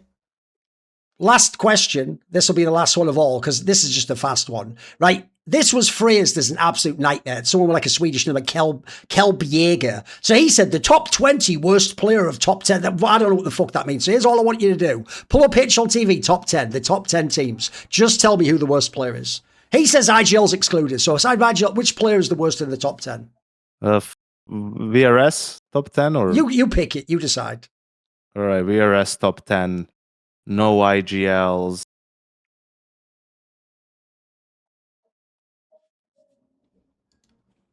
Roster. I mean, it might be too easy to just say somebody like Zelix or Zorte. So I want to go a little bit higher. Maybe like Ema. Maybe. Yeah.